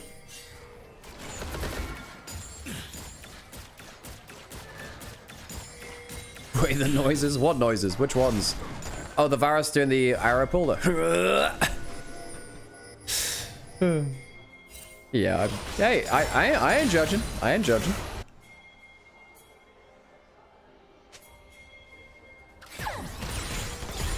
Baron up and available now. San going into the mid lane. No flash on Jackilov, but still manages to outpace it. And Jackilov preps on the strut and fires back with a bullet time. The engage fails.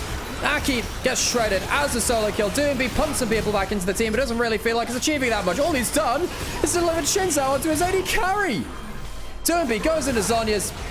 They do manage to get one kill back, but it is a 4-for-1 in the team fight.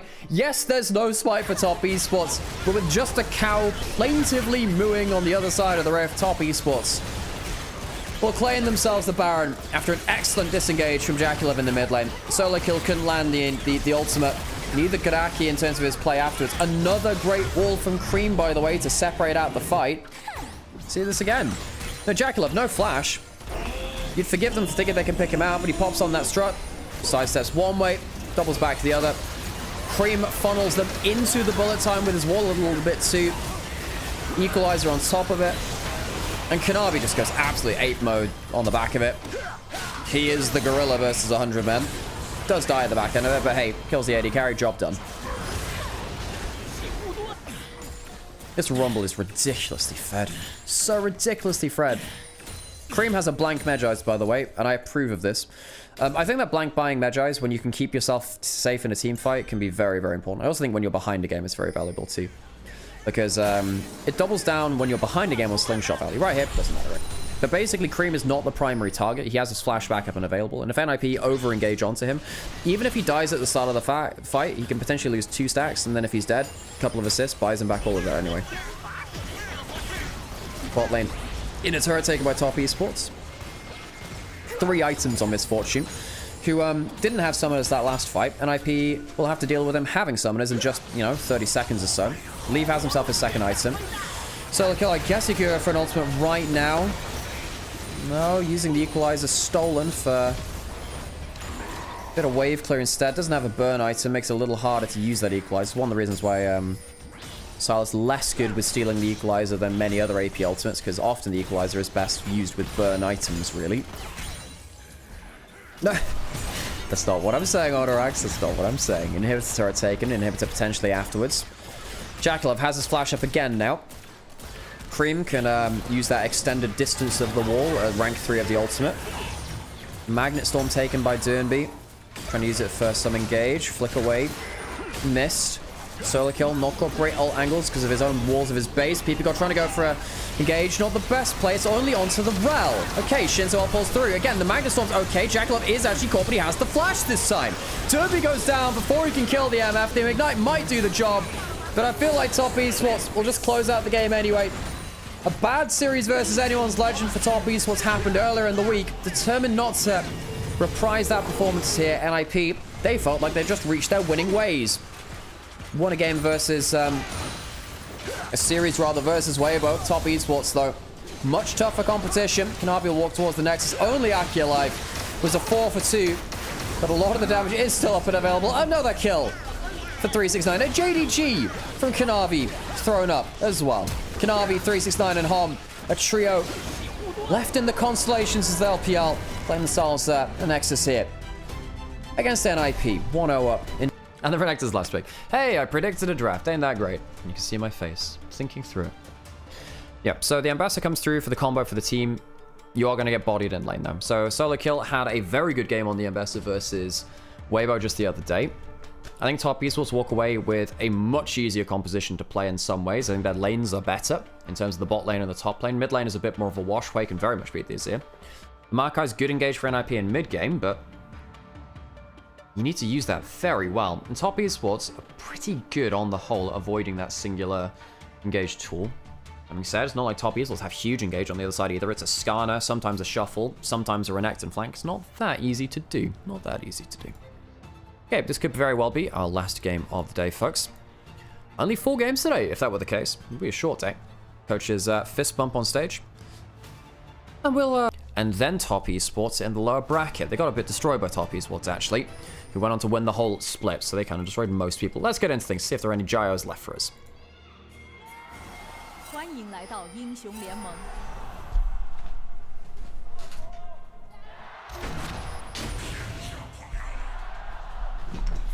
敌军还有30秒到达战场，碾碎。 Okay, level 1. 369 coming down with them. Cream's here as well. Suddenly, a 4v2 leave. Can't even flash the wall. Goes down at top esports. Much better level 1 plan. They don't even blow a single summoner. Get themselves the first blood. Didn't actually see who it went towards. Went towards the Karma. Okay, well, I mean... Gets those boots first up. You know what? I actually would have gone for an Abtome. I would have gone for an Abtome. Wait, can you even afford that? No, you can't afford that. Ignore me. You can't afford that with the first blood anymore. It's not 400 gold anymore. Gets the boots first up. So, Chris, walking a little bit faster in lane, able to backstep and front step a little bit more. Movement speed advantage, very important for Karma, of course, because you can get that W and walk out someone. Big mistakes from NIP. And while all this is happening, it's not like NIP even managed to respond anywhere else. You know, normally you'd be like, well, we'll push in through these angles, get some wards into the enemy jungle. Not able to do so. There is a single ward here, a defensive ward from top esports. So Kanavi's not even lost any information warfare at the level 1. Aki is now going to be spotted going over towards the bot side. And that ward becomes increasingly important. It's going to go towards a... blue buff steal. Kanavi can stay on top side. Jackalope and Chris, you need to be careful now. There is a chance of Maokai ganking bot lane. I suppose it's not like you've got a Leona or a Nautilus or something like that forcing the play with it. Maybe Jackalope and Chris say, look, you have a Milio. You're not forcing a gank here. And if you do, we won't care. We have barrier and heal. Q hits under turret.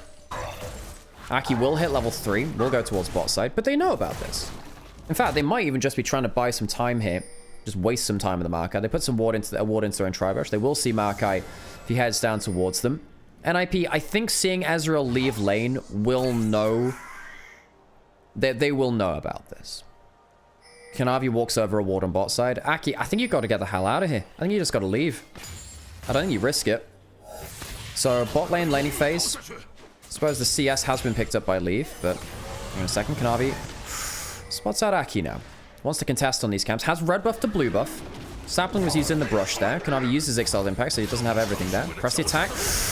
Used by Jackalope, but it goes into the barrier of Jackalope and the E from Crisp. So mainly shielded up from. Still have enough HP to fight around here. Barrier still available from Leave. Heal still available for Crisp. Leave jumping forwards again. Jackalope. Oh, getting some good damage back. The root lands onto him. The Cozy Campfire getting some good regen over time. Milio will keep his AD carry safe, but now the problem is, you are very low HP now. And your bot turret, Aki, is here to defend. Both bot laners really hammering towards bot side. And Kanavi, a player that very typically does not go towards bot side of the map that often. He doesn't like being around there early. He wants to play for individual advantage. Because now both games turn up bot side early. Kanavi will get the bot side scuttle. Important victory means that Aki can't hang out on bot side nearly as easily. Kanavi, if he is on the bot side of the map, can respond a lot quicker. Cozy Campfire again, getting some value. Jackalope landing another Q though. Sapling into the brush, ward on the bot side. Kanavi just making it his full intention to completely make Aki's day very bad. There is a smite available for Aki. Kanavi will still claim some of the small raptors though. When is one of these junglers going to move towards top side of the map? Oh, 369 is going to demolish on tower as well. One of the big things about Renekton that you can do is, you know, control waves very well, walk beyond the wave, force the enemy to wave clear, especially if they're a melee champion. Walk beyond it and get demolished on tower. So 369 gets himself first demolish of the tower of the game for himself. Good Renekton basics there. One of the reasons why Renekton is still picked. Very good at taking early plays. Has a cull as well. Knew that he'd be alone on... top side for a while. Did use the teleport earlier than the Ambessa. I will get hydrated. Thank you very much, Becca. Wait, I'll give you the can opening ASMR. There you go. That's my pilk can.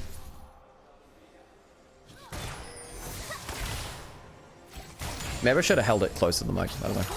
I don't want to like blow the eardrums. Okay, Chris walking up. Kanavis here as well. He has flash. There's no 6 available for PP God yet. Root lands. What does Kanavi do with his big damage?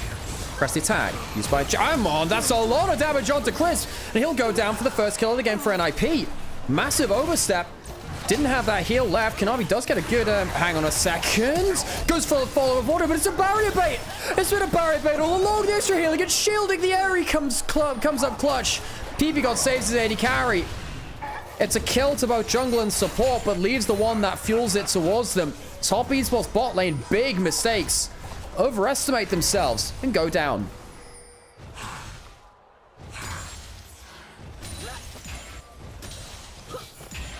That was a huge mistake from both Crisp and then Jackie Love. Surely you recognize the barrier would save them. Kanavi not alling with it. Look, if Kanavi's there for the instant kill, so Lucian doesn't get another skill, another couple of auto attacks through, I think that's fine. But clearly that's not communicated. You know, initially the root comes through, and that's good. I think that's fine. But then, like, I don't know, man. Just didn't expect the Maokai to be there. Didn't expect the damage out of the Lucian. The press the attack proc coming up absolutely clutch there. We'll see the HP of the Lucian. 97, 96, 64. Last auto attack into the barrier. Doesn't drop below 64 HP. 55 briefly. And survives through the play.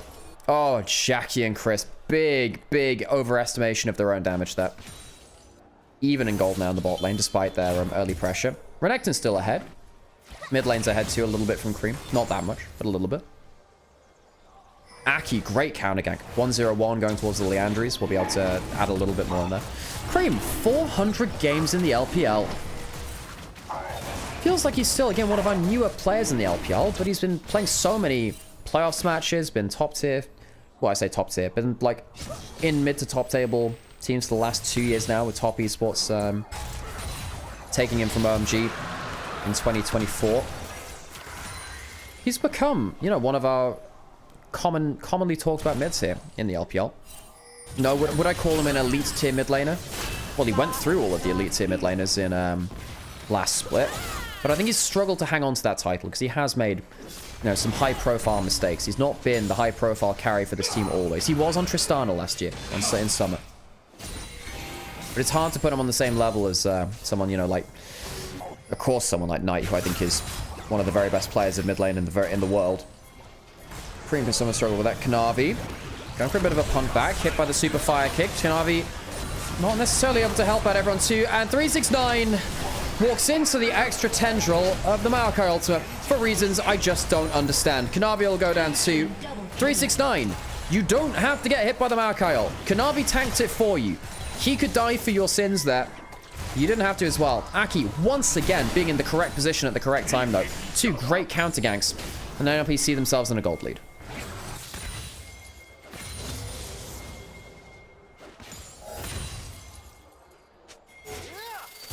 Push in towards the top side. Jack 11 Chris will be able to get themselves something there. Now, while all this is happening, the Ambassador is still behind the game a little bit. So Elika would like to recoup some of that when at all possible.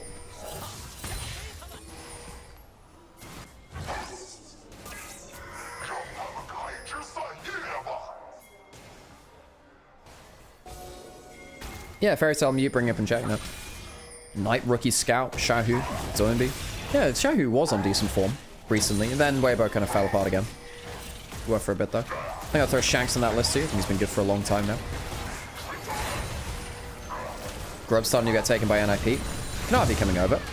Still has Smite, so it's going to be 2 at the side of NIP. Smite used by Aki, unlikely to be able to secure the next one. The Impale comes through. Traded for the Breath of Life from PP God. Very important to use that later into the game. Because PP God was very good at the Milio in the Milio meta of 2023 for OMG.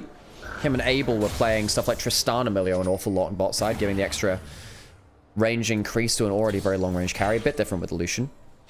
Because you're very able to give him the Vigilance passive with your Cozy Campfire and your buffs. Derby clearing out of mid.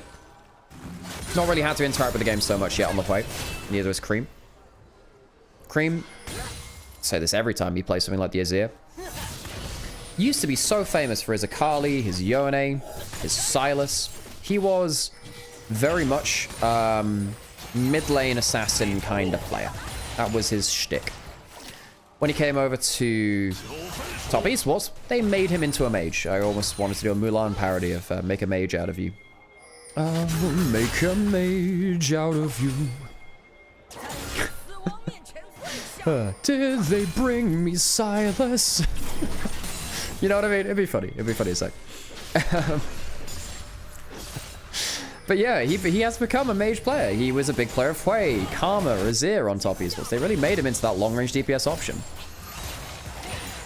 Oh, the Circle of Suck to the tune of Circle of Life from Lion King. Fantastic.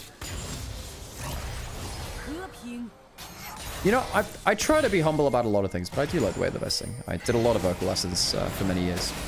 Just don't really get the chance to do so much anymore, really. I have to save my voice for a lot of things. Thank you, David. Maybe I'll do a karaoke stream at some point. Bring out the guitar. I do have my acoustic over there. I was thinking about it. Leave. Ooh, gets the culling. Largely through on target. Double Q. Barrier brought out. Ult gonna come back from Jackal, but doesn't land on target. Leave. Starting to really pop off on the Lucian. Real ones use the TPA Ezreal skins though. So for me, I actually use Nottingham Ezreal because I grew up in Nottingham, or Nottinghamshire, just outside of it. So Nottingham, well, I used to use Frosted before the rework, and then I didn't like the way it looked afterwards. So I don't use that one anymore. I preferred it pre-rework, even though it was basically just a chroma, but I liked it a lot more. The splash was very cool. No, he's Nottingham. Solo kill. Here's the guy that's really far behind. Cream comes down. Aki once again in place for the counter gang. The Maokai was pretty good. No one's taking aggro though, but maybe that changes. 369 goes behind the turret. Someone has to die for it. Once again, wonderful counter gank from Aki. 369 gets a bit of healing. Not really sure why that flash was necessary. Let's try to cash in the cull. Maybe use 1 million off the cull. Maybe that's what he wanted to get. Dragon's now spawning though. Aki has now had 3 game-changing counter ganks in a row. So much criticism towards this player. Realistically, no, fair. But this game has been excellent from him. He was the Maokai guy in 2023 for OMG. He kind of showed the LPL how to play the Maokai Rumble, the Maokai Yone conversations from the LPL. Good double Q from Chris. Kanavi trying to get some value here from the Dragon. 369, again, hasn't popped in that cull just yet. Would love to have that.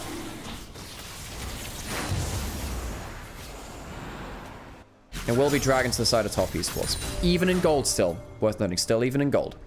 Even though bot lane's ahead, jungle's a little bit ahead too. 369 with 1,000 gold lead, and popping in that cull does even things up. 1,000 gold lead in that top side. Solo kill, skipping the Eclipse. Going towards the Shojin instead. It's less valuable going towards the Eclipse anyway on the Ambassador versus the Renekton, because if the Empowered W comes through, it breaks the shield. So you don't get as much value from that. Renekton does well into Ambassador normally? Yeah, he does. And because NIP focused very heavily around their 2v2, with Aki counter-ganking for the 2v2, really hasn't been a handhold for the top lane. Solo kill just said, look, survive as best you can. We'll get through to the late game. You can do what you can against the long-range carries once it gets through to item spikes, you know?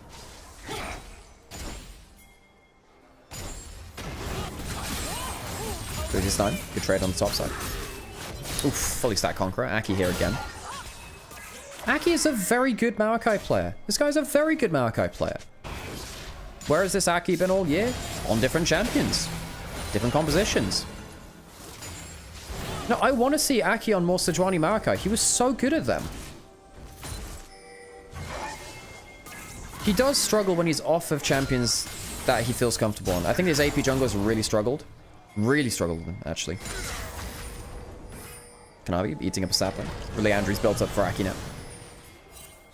Still farming as that Skanu who has the Heartsteel. Thank you, Angie, by the way. Very kind comment. By the way, if you do want to see more of me doing music stuff, I have a bunch of it on my Instagram page. I mean, it's pretty old at this point. I do also have a... Okay, I have like a hidden TikTok, which I do some music stuff on, but it's... No, whatever.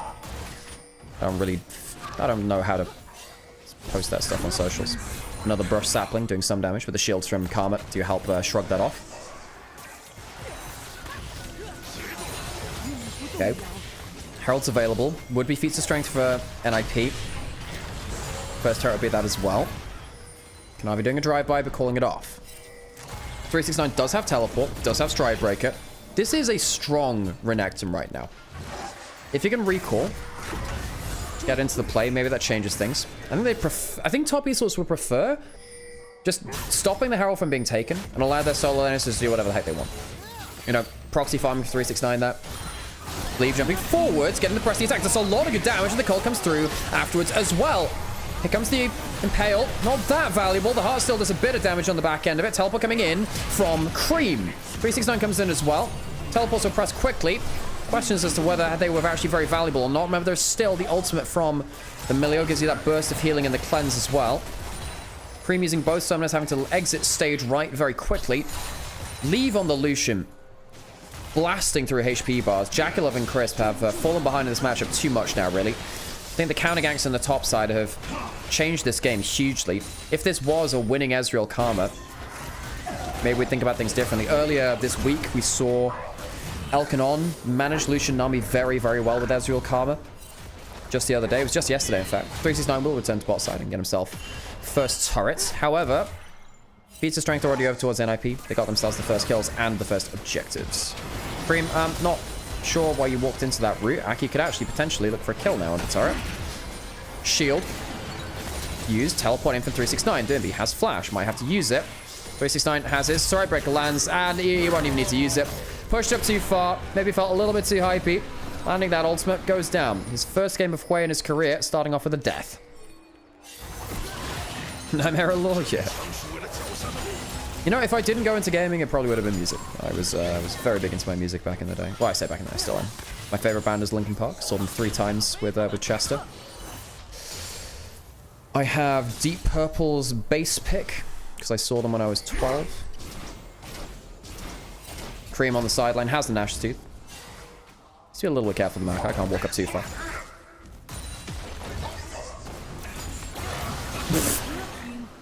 Why are we talking about grunting sounds from the game?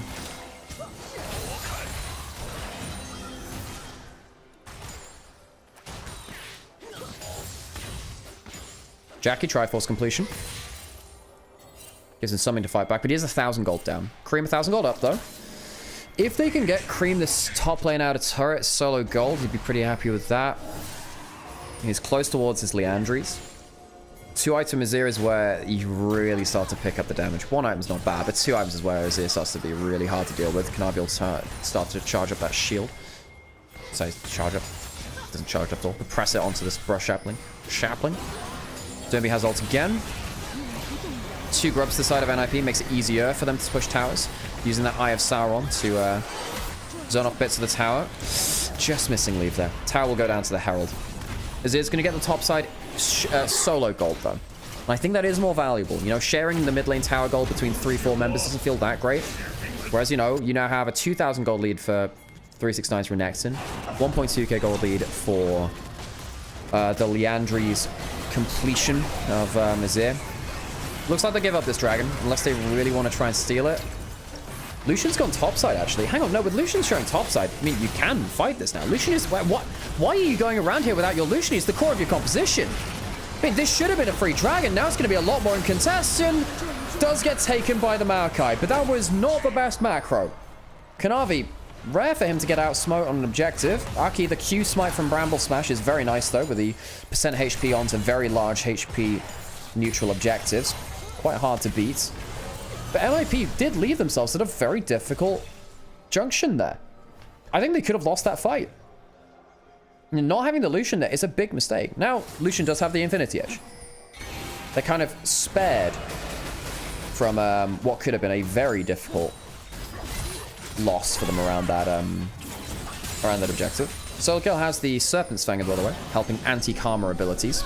So Shojin into Serpent's Fang. We saw Shojin into Edge of Night earlier as well from Hoya on the Ambassador. Seeing a little bit more lethality building. Can Ivy lose his smite very often, though? I wouldn't say it's very often.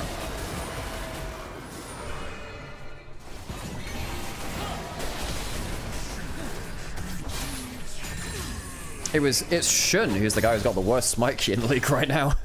Shun's smite's not been good at all. Jeje's the best, Shun's the worst, and then everyone else is somewhere in between.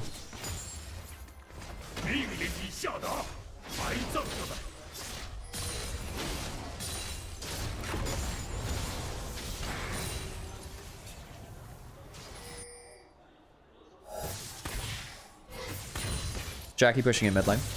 Okay, so NIP have a huge power spike around this Lucian, who isn't going for the rapid... Well, will be going towards the rapid fire cannon now, but Oh, this is like the one-tap build. With the extra... When you get Fire Cannon and also the Milio, you jump forwards and you hit someone, they explode. Absolutely explode. Remember when we had the double support item where Lucian would go towards Blood Song as well? For basically an extra press the attack? Ooh, PP God, get a little bit careful there. Milio not good at face checking for wards. Very bad at that, actually. Very, very bad at that. Renekton, not really able to get that much done in a solo scenario now because, well, he's not in a solo scenario. Well, he's alone, the enemy team isn't. Hang on a second. Doomby used all of his cooldowns. Atakan spotted up. 369 can start getting rage off of the Atakan. Now, that's actually a problem for NIP. Renekton with this gold lead, stacking up rage on minions, is a problem. Atakan below half HP. Ultimate coming through. The Impale comes through as well. Breath of Life cleanses off that. The 369 is on the flank. Kanavi might die, but the Crocodile is scary. It's burst out, though. Can't get anything done. Cream, where is the shuffle? Atakan, secured by Top Esports. 2 for none right now.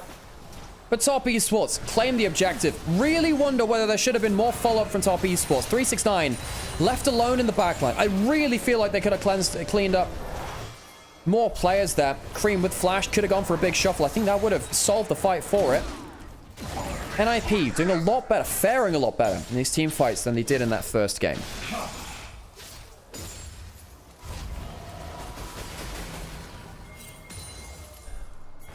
Very surprised that no one died when 369 had that flank. Now, a lot of their cooldowns were used onto Kanavi. Thought that Kanavi would tank the skill shot so 369 could have a free team fight. It's okay if Kanavi dies if 369 can then like clean up the fight. No, immediate damage coming through. Not a good Ezreal ult, actually, from Jackalope. I think he should have gone into the clump there. I think it would have done a lot more value. Great fear from Doomby in the middle of this. The empowered Q didn't come through. If it happens half a second later, there's a little bit more healing onto the Renekton. Cream couldn't close out anything else. Good Maokai ult again. You know, these Maokai ults have been very, very clutch. Very, very good. Still, Top Esports. By the way, folks, look at this number on the top of the screen. 35-2. In terms of the Spirit Pedals and the Bloody Pedals, that's going to lead to, you know, almost a full level advantage in the jungle. You know, 369 similar in top side. Mid lane, it's almost a full level advantage. I mean, Jackalope is down a little bit more. There's solo XP for leave, and Jackalope's been forced off for things, but those pedals can mean so much difference. Normally, I don't think Atakan is a game-winning objective, but, you know, the petals, they get an extra 25% value. You've got a 33% advantage already, and then you chuck a load on top of that too, and an extra quarter onto them. It's almost like, you know, how much extra is that? It's almost like an extra 40 over them, pretty much. Jesus, there's so many. Dragon spawning now. Leave jumping forwards. Wall stun. Breath of Life, not good enough. It's channeled in the wrong way. You can buffer it a little bit, but not quite enough. Crisp lucky to live. Soloed out by solo kill. Now he's left to like 369, maybe wrong. Flash in for Cream. Spares the blushes of 369. Misjudging his engage. Leave down. That is the huge damage source dead. I don't think Doomby can do enough. Solo kill has to flash away. 1 for 1. But the value of that Lucian being down far in the favor of Top Esports. 369, another misjudged team fight a little bit from him. Luckily, Cream can spare the blushes.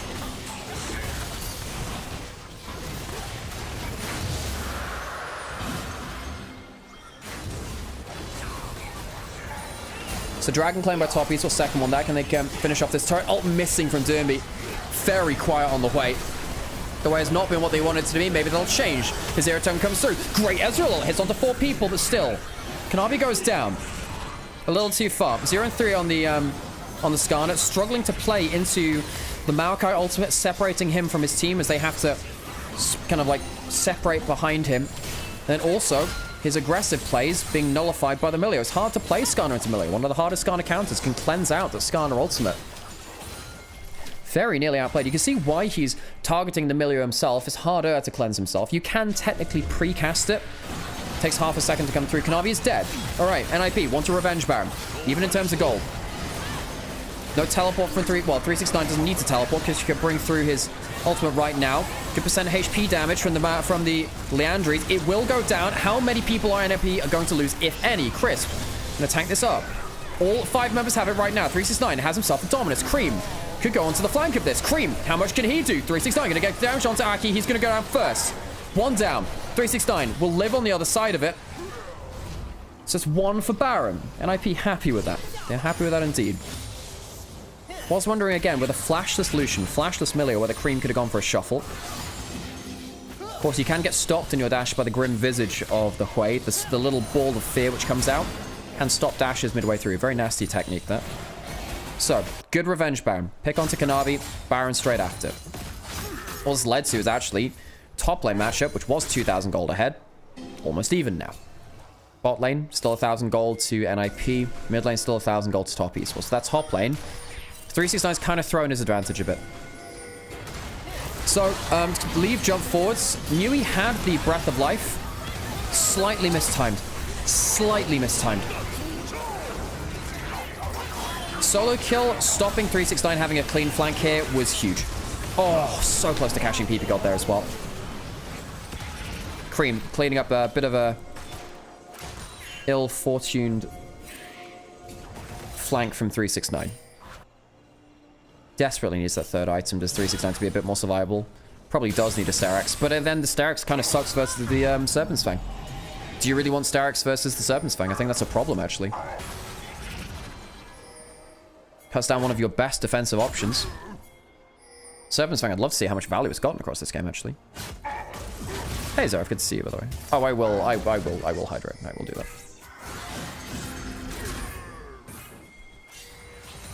Zonya's almost in from Cream. I think that's very important, by the way. Chris has Moonstone. Doomby getting spotted off on the flank. Grim Visage dodge away from. No, that's the Fireball, actually. Chris. Spot out that sapling.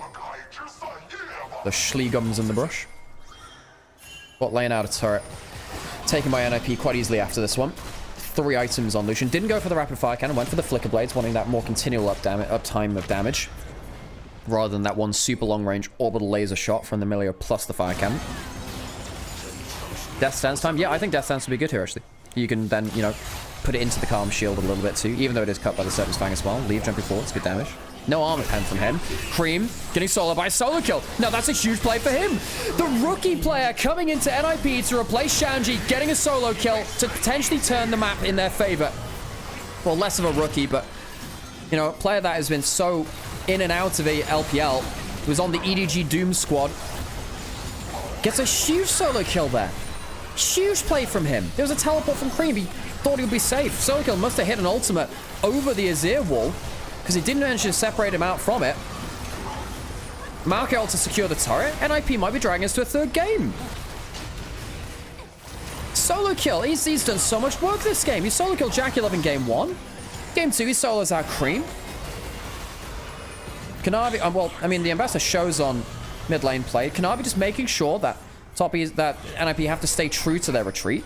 369 on a longer flank as well. Dragon spawning in 30 seconds. If they can stop the recalls, they can stop a lot of that gold being spent. 3,000, well, 2,000-ish gold lead to the side of NIP now. A little over it. Flank teleport ward. Very hard to spot out there. Cream actually stopping on his Seekers. You know what? I actually think Cream makes a very intelligent decision to not Seekers here. Gets hit by the Ambassador ult.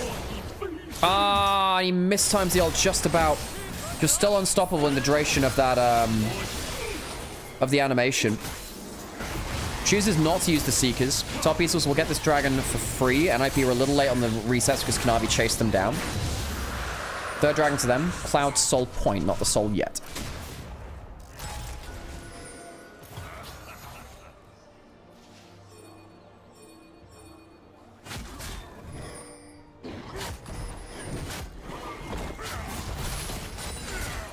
Okay, 369 now behind gold, by the way. Even though he had the,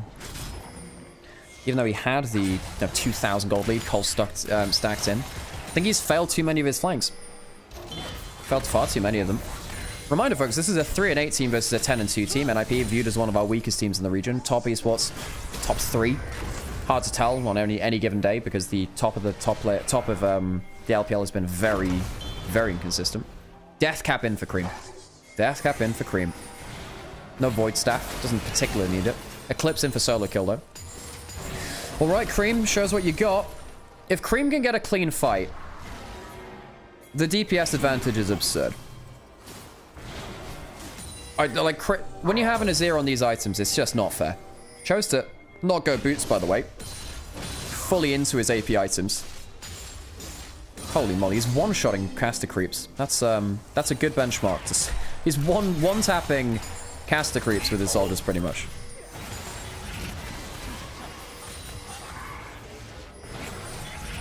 Green spotted out here. Another bush sapling. Can Onivia tank it up with double shields. One for himself, one from the Karma. Red buff would be a team red buff. Would like to smite this way if you can.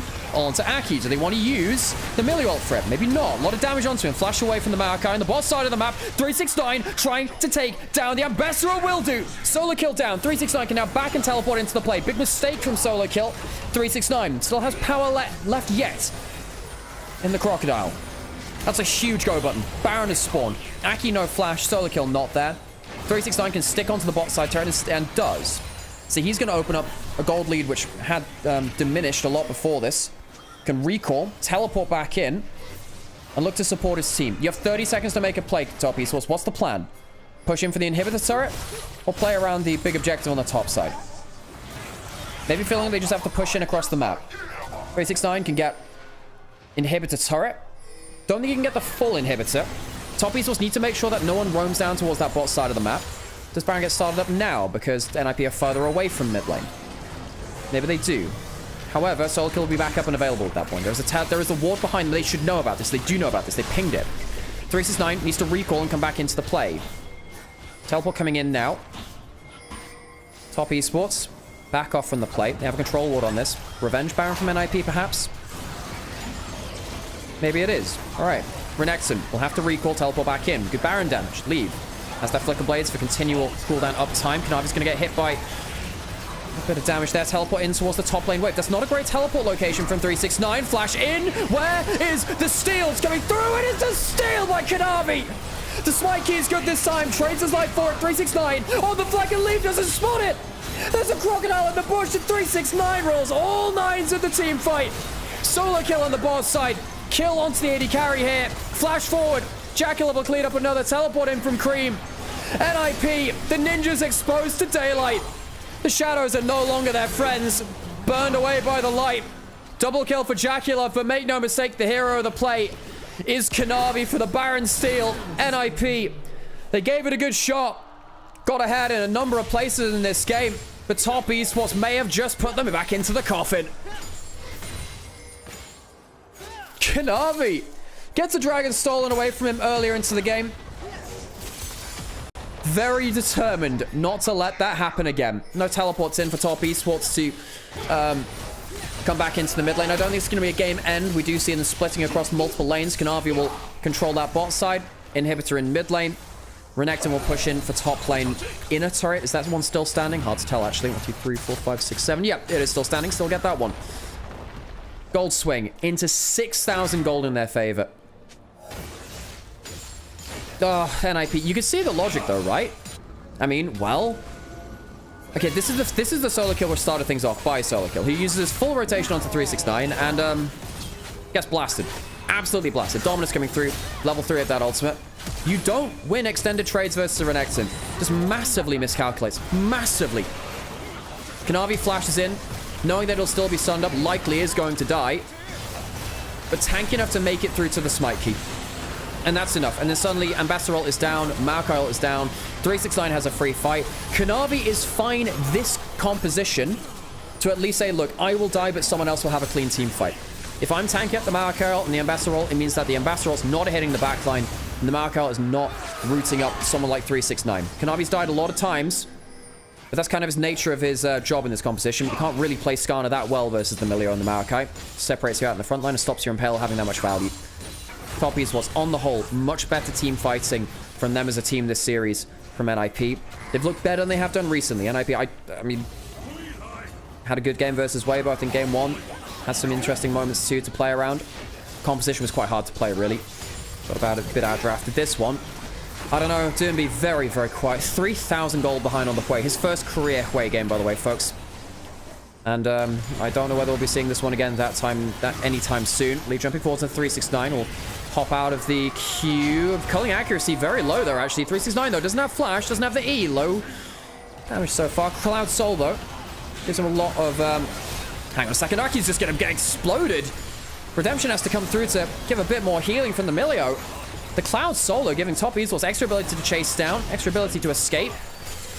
And Aki left wondering how he can ever close that distance. That ultimate has to be so good, but the ultimate's down. He's used already. Leave trying to jump forward, trying to use the extra Milio range to get some damage down. He has to be the one to carry the fight. Cream taking some damage, but is safe. Crisp's shield's being really annoying, even through the Serpent's Fang. Leave jumping forwards again. Doesn't have the fire cannon, would have to use that Milio cozy campfire.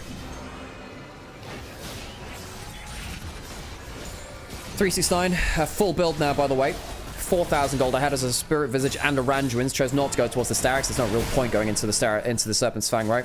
That being said, Leave very near to his full build as well. Has the Swiss March boots. Infinity Edge, of course, was built up earlier. Second line has the Lord Doms now. Going towards what presumably would be the not Death Dance, the Bloodthirster last item. Ezreal nearly at the full build too, though. Cream is actually going towards what might even be a Frozen Heart, by the way. Last item. Has the Zonias already for some extra armor. Could potentially go towards the Frozen Heart to help him deal with a bit of Ambessa, a little bit of Hwei. Sounds like a Mambo No. 5 song. A little bit of Ambessa, a little bit of Hwei. Not quite the same. All right, Leave needs to be a little careful here. 369 not able to clear through that warp. Spotted it going down. Couldn't quite get there in time before it cloaked itself.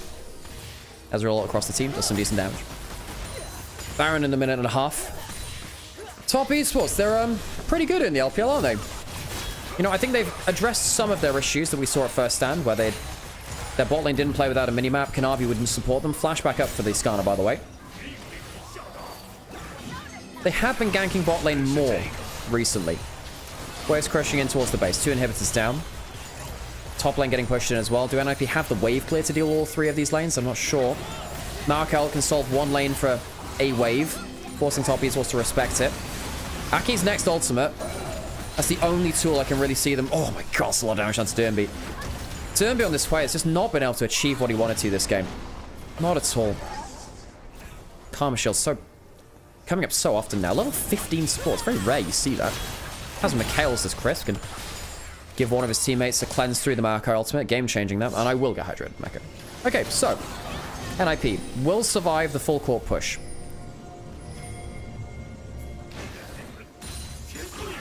Hang on a second. Wondering whether Cream would Leave would jump forwards.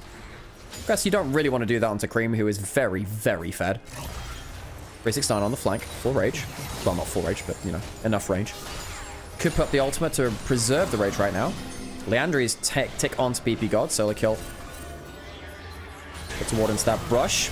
Leave. Ah, no. Aki's caught out. That'll be the end of it, though. Or will it? 369 has his ultimate. You can see the push of pull. Markel pulled in through now as well. Mikhail's onto Kanavi, who ends up catching out the Milio. Uses that flash gun. Whoa, Jackalov's dead. Leave gets a clean fight. It's on Cream. It has to be on Cream. How much have you got? The AD carries down for top esports. NIP might have just fought through the late game. And 369 can't get it done. Triple kill for Leave. And top esports can't close out the game. Baron available. Elder in a minute and a half. Kanavi caught out PP God, but he couldn't quite kill him in time. No idea how Jackalov got exploded there. Big mistake from the bot lane. Instead, Cream teleporting towards the base. Crisp here as well. This is a very, very fed Azir. How much can they do? They have minions on the Nexus. They might just try and close the game while the Baron's going down. 1 Nexus turret down. Good damage through. Onto solo kill. But that's not going to be it. It's not going to be the end of the game. Not the end of the game. Cream will take a Nexus turret. Force NIP to recall quickly. But that'll be it. Cream. Surviving that fight was very important for him. Wasn't able to carry it, though, sadly. Jackalov, Kanavi, 369. Not really positioning well. See right here. You know, they used the Mikhail's onto the Marco ultimate, or rather onto Jackalov's part of it. Jackalov so close to killing off the Milio, but instead puts himself into auto attack range of the Lucian. big mistake from Dracula. Puts all of his damage onto Milio, which he doesn't kill, and then dies to the Lucian. Not clean from him. You know, the counter ganks early set up Leave for success, and Leave just bluntly out team fighting there. Leave going forward to the culling again. A lot of damage into Kanavi. God damn, that's a lot of damage. Elder in 10 seconds. Kanavi needs to heal off of something. Cream, no flash this time. Leave doesn't have it either. No, well, none of the carries have flashes, folks. You have a late game Renekton who has to play without flash as well. That's a problem. Elder started up. Some wards on the flank. 369 has GA. Solo kill. His ult to delay that Renekton could be absolutely critical. Jumping forwards, not hitting anything there. PP God takes a bit of damage. The Redemption doing some work there. 369, 1v1ing the bot side. Another ult lands onto PP God. Has some healing. Kanavi in the river.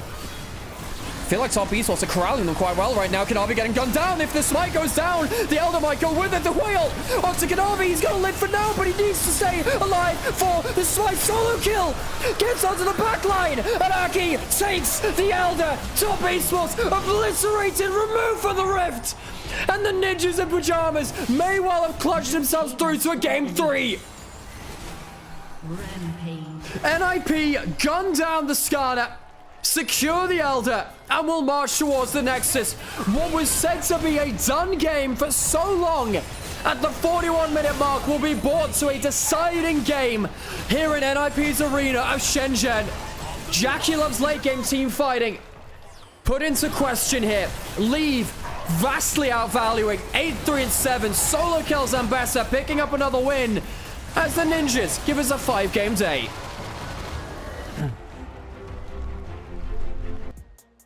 Is Ashe completely unviable? Ashe just really struggles versus Gwen Yone, because you can just never peel for that. Okay. PP goes towards Leona. It's a comfort champion for him.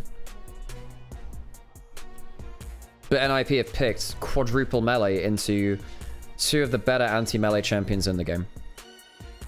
I don't think that's a good draft for me. You're looking for resets on Viego. And we'll see what... I mean, I'm going to assume that it's solo kill taking the Galio. It might actually end up being the Akali top to deal with the Gwen. But then you have to play Galio into Yone, which is a bit rough. Well, solo kill has played a lot of the duelists before. Sam knows a little bit more about that, actually. Looks like we do have an Akali top lane. Maybe that'll change things. For casting this region, I'm a professional League of Legends caster, as is my brother. You might see it as an LEC, amongst other things.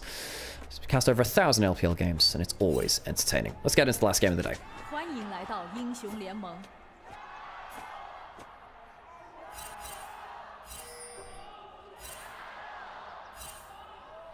敌军还有30秒到达战场，碾碎他们。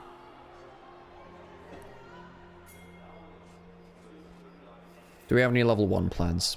No. 5-man fan out. Chris and Jaculov protecting this one brush. As long as they can. Anything interesting? We do have the Akali top lane. So it's Akali top lane. This is something that we did see into Gwen when Gwen was strong around 2022-23. Has the Akali with the Ignite and the Electrocute. Can get the Electrocute. Does quite well there with the early trade, actually. 369 needs to be a little bit careful. Loses the early trade. Bit of a reality check there. Bone plating for Akali helping out that trade too. Does lose extended trades. Doomby. Gotta be careful there. Misses that E level 1. And Cream hits both of his Qs onto him. Can actually get a Q through the wave now and poke him out again if he wants. Misses that one, but... Okay. E available from Doomby. A step backwards. That's better then. Because what you do is you slam him, hit him with the E, slam him again, because your passive gets reduced when you hit with abilities. Galio can be quite good against melee champions.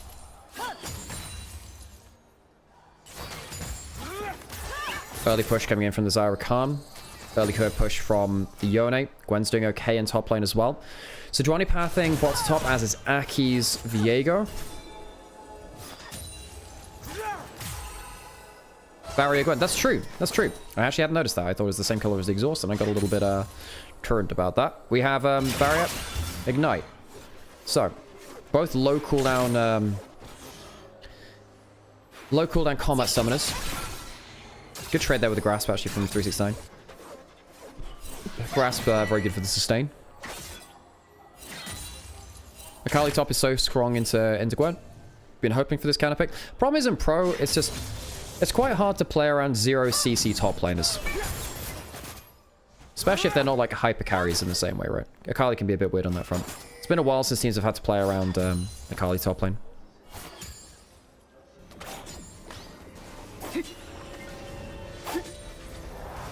Good wave control from Gwen. This is important. No, Gwen gets to go back with a bit of a CS advantage, actually, despite losing the first early trade. Goes back. Gets some boots. Gets to refill on the refill pot. Well, gets to buy one in the first place. Get back into lane. 369, making it through potentially annoying part of the lane, where you don't really have the ability to trade that hard. Cream winning in push in the mid lane. No surprise there. Derby will be able to clean up as much farm as he can, though.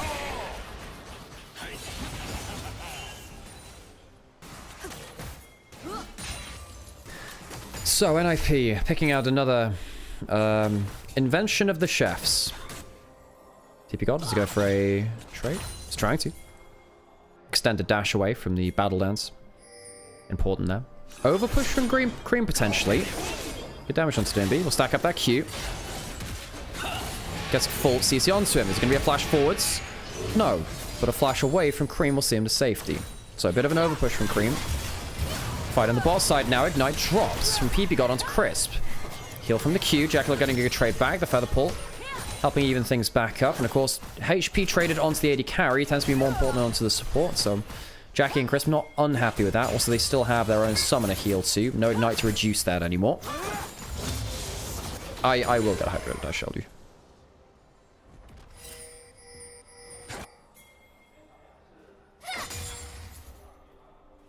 So, 369.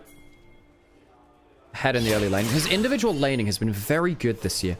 Last year, I think it fell off to a historic low for himself. I think his laning was the worst that it's ever been. I think in this year, this split, been much better. Much better. Say that it wasn't fantastic at first stand. He was okay. Then again, none of top E's was really that fantastic. A lot of people, you know, they hate watching top esports now because of the way that they performed internationally at last Worlds, at first stand, I guess at MSI last year as well, bombing out to G2. But reality is, when they're regionally, teams don't punish them. Not in the way that international teams do. I don't know whether it's a difference in prep, a difference in playstyle. Probably a bit of both, realistically. He failed to clear the ward. Crisp. Crisp. Boots and Ruby Crystal built up by Crisp. Call fields for Jaculov. Dragon has spawned, 2 minutes until the grubs. Doomby went for the Duran shield, by the way, first. Gives him a little bit more HP and, well, effective HP to use in lane. Ooh, missing out that QE. And the double using his full rotation. 369 trading very well, though. A solo kill. Good level 1 trade. Not exactly getting that much more after that, though. Why are we still doing Grasp Gwen? Because into lane encounters like the Akali, it gives you better continued presence on the map. Means that if you take one bad trade, your lane isn't over. You can play... You're playing less for hard wins. You're just playing to deny the counter pick value. Cream hitting level 6. Catalyst coming in from Derby. He does like to play as higher damage Gallios, going for a lot of ages into Leandries.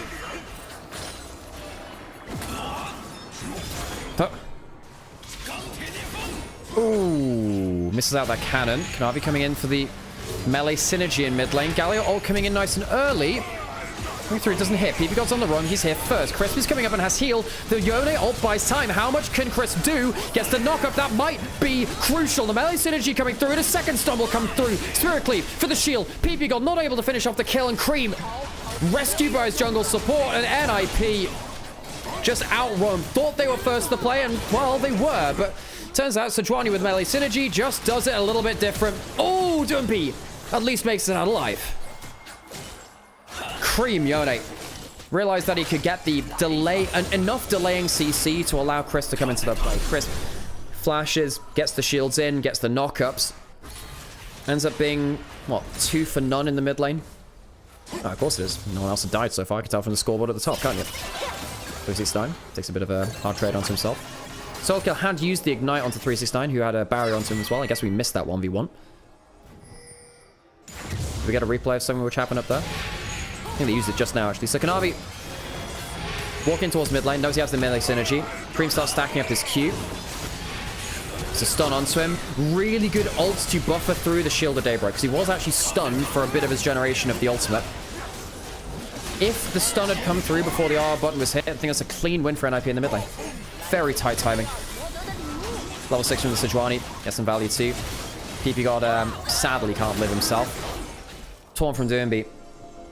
Keeps him alive.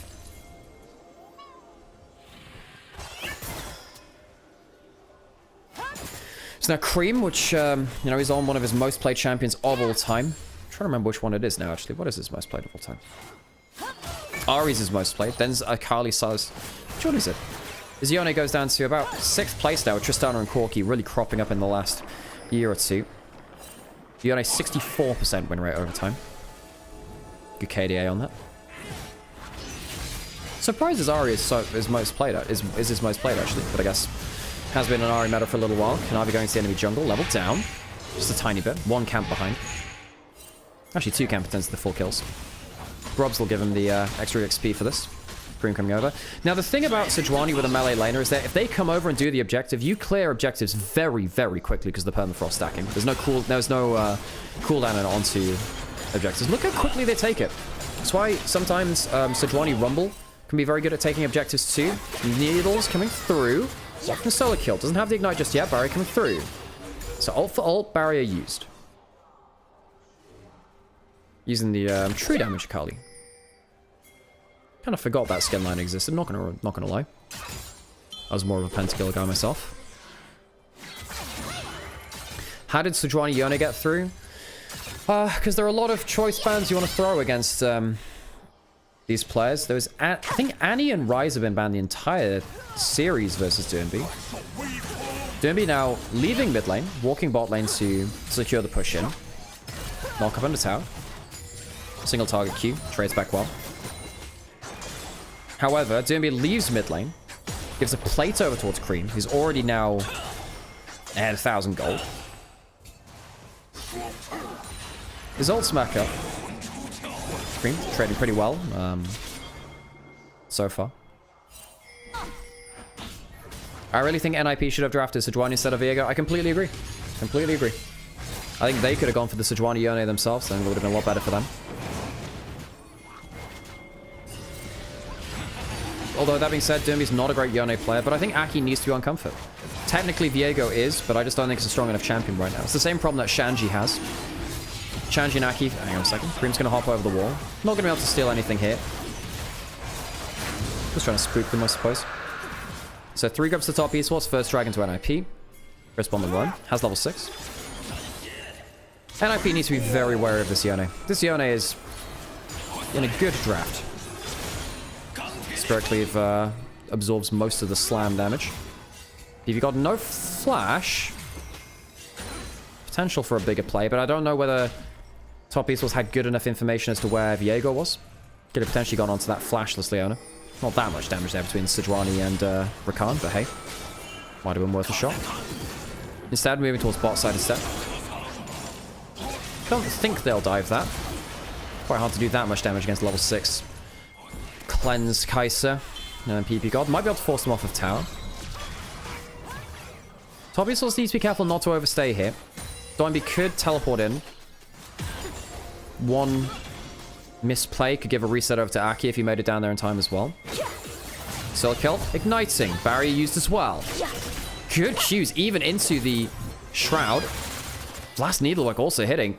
369 playing very well into the assumed counterpick in top side. Solo kill. I think he had a good series so far. His first game on the Scion, solo killing Jackie Love.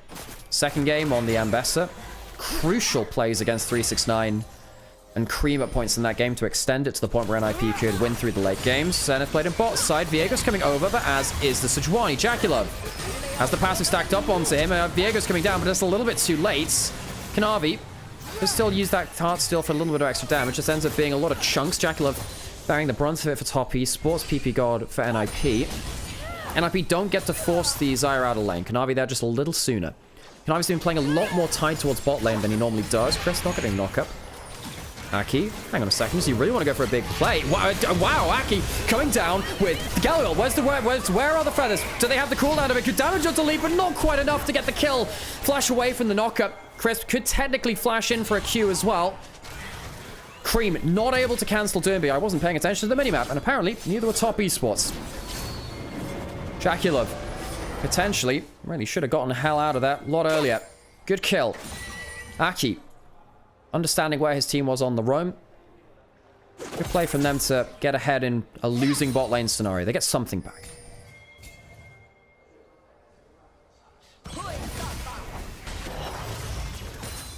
So, this is after the initial play had gone wrong. I just don't think they expected Aki to walk up like this. Flashes beyond the Rakan to get the point-and-click stun onto the Xayah. Flashes away, but Leave gets enough damage down after that point. Gets the passive. Taunt comes through. Very close to getting the kill onto Leave, who has to flash out of that knockup. Would have killed in return. Well play from NIP to win the hand check versus Jaculov. Still ahead in gold. That being said, the Cull getting stacked up by Leave might change things. He's going towards the Yuntal right now. Double AP solo laners, so wants to go for a higher AD build.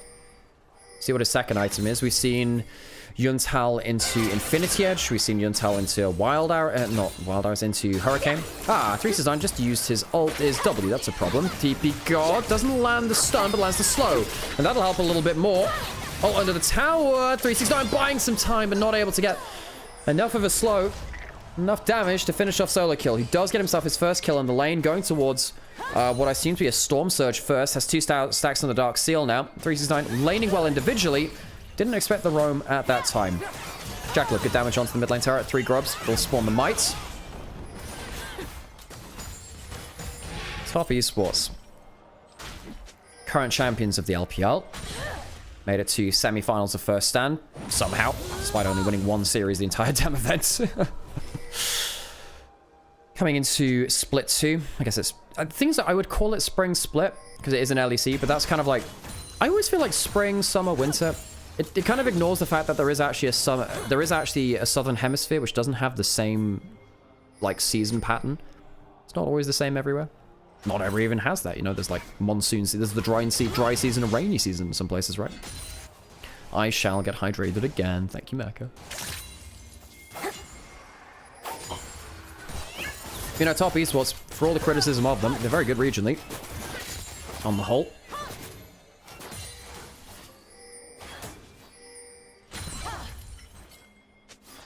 Dragon in 20 seconds, Herald up now. 1 kill in it for the feats of strength for that part of the equation.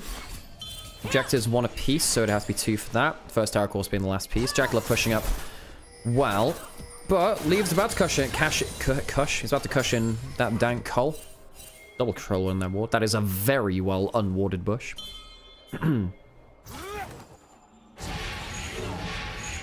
Aki and PP God roaming around together.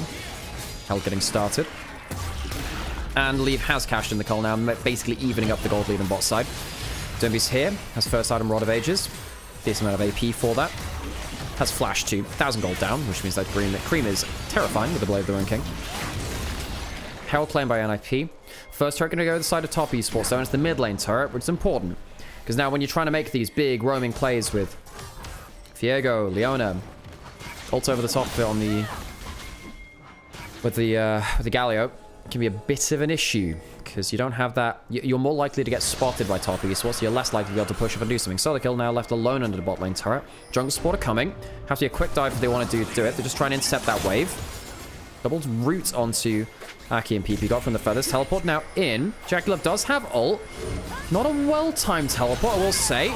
Maybe things are a little bit different. Quickness comes through as the Sidronial Leave coming into the play too. Not been able to spend all of his gold yet. Feels like this is going to be a great deal of nothing. Teleport called in from 369 and from Zernby. No one dies. That's kind of it. Aki ulted backwards. A couple of ults from Top Esports. Everyone got a bit panicked, but now we chill.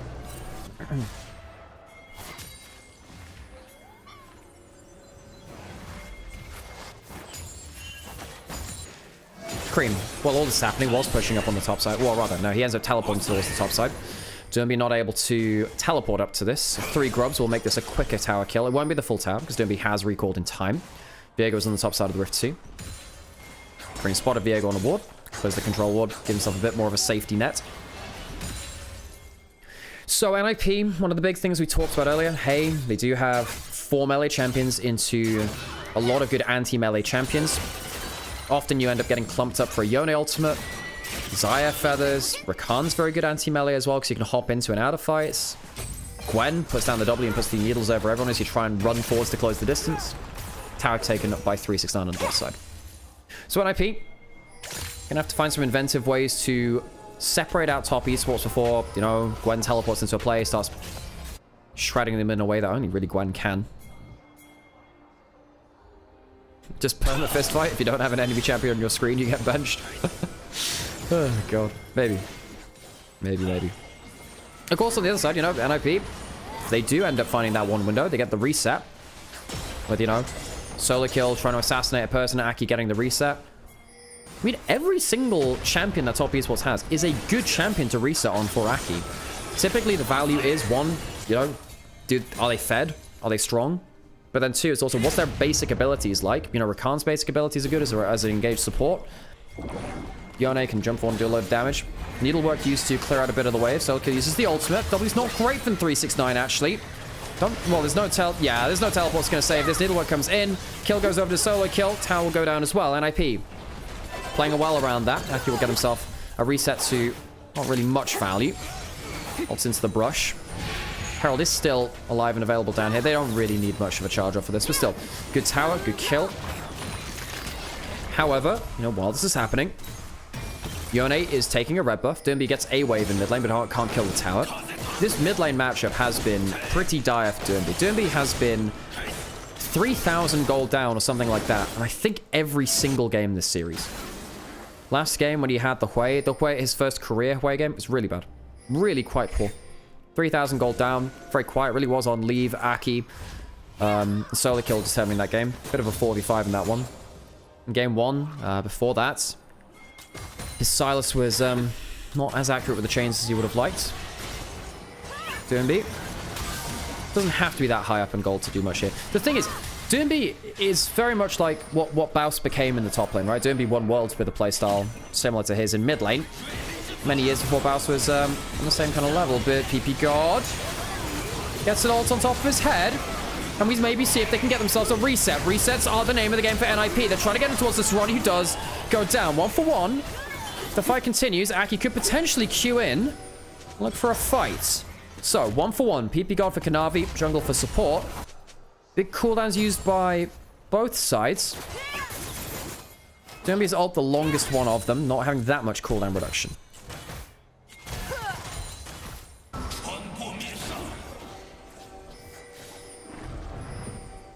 Atacon up and available. No smite for top users. Can't really can do much about this one.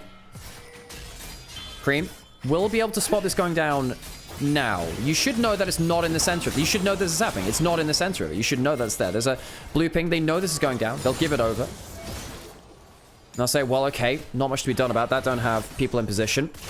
But, I mean, what are your cross maps? At least to have a good cross map. They're pushing in mid lane. We'll get an extra wave there. Gwen pushing up bot side. Cream, you gotta be careful. You don't know whether they've reset off of this just yet. Make an educated guess.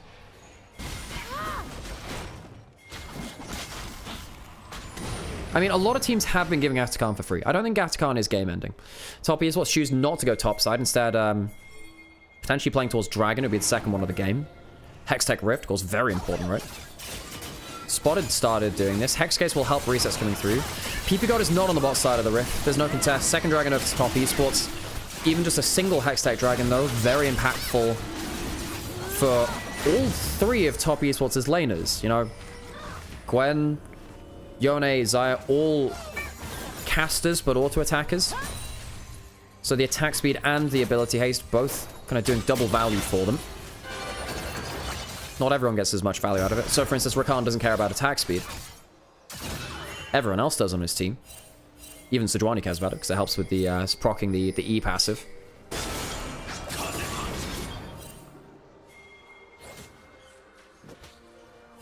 Significant gold lead for top esports. And a lot of that is in mid lane. A lot of that is in mid lane. Infinity Edge in for Jackulov. That is a big power point, but then again, Leave Hazard on the other side. It's just the boots really the difference between the two AD carries right now. So this is the full AD burst from Leave. Which I think makes sense, because NIP, they want to shotgun down the first target and get a reset for Viego. This is the best 2-item burst for AD damage, AD attack damage that NIP could get on their Kai'Sa. I think Leave choosing the right build for the state of the game and for what NIP need out of their composition, doing the jumping forwards. Can I be waiting for his Q cooldown? We'll get that. Gwen recalling. Has himself a Negatron cloak, actually, just for the base magic resist. Very, very efficient item, that.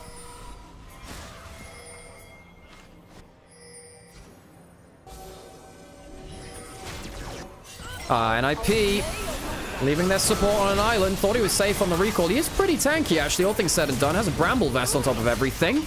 Maybe that'll change things. Jaculov coming up. And then PP God will go down, even with the Bramble Vest. Can't survive that one. Top lane turret now under fire. 3 grubs, remember. Push through that one very quickly, especially with a bunch of auto attackers up there. Quick mistake from PP God. Punished very harshly by Top Esports. 2,000 gold ahead now is Cream. 1,000 gold in the AD carry roll. As Jaculov gets himself a Zeal. So what happened here? So under the bot lane turret, we saw teleport out. Right, so both cooldowns were used. Both cooldowns were used on that side of the map. Aki tried to ult then W forwards for the cancel. Don't be using 2 of his a little bit quickly. 369, very good timing for him to realize, okay, use the E and the W, quickly get out. Very heads up play from him, actually. Leaf has the upgraded Berserker Grease.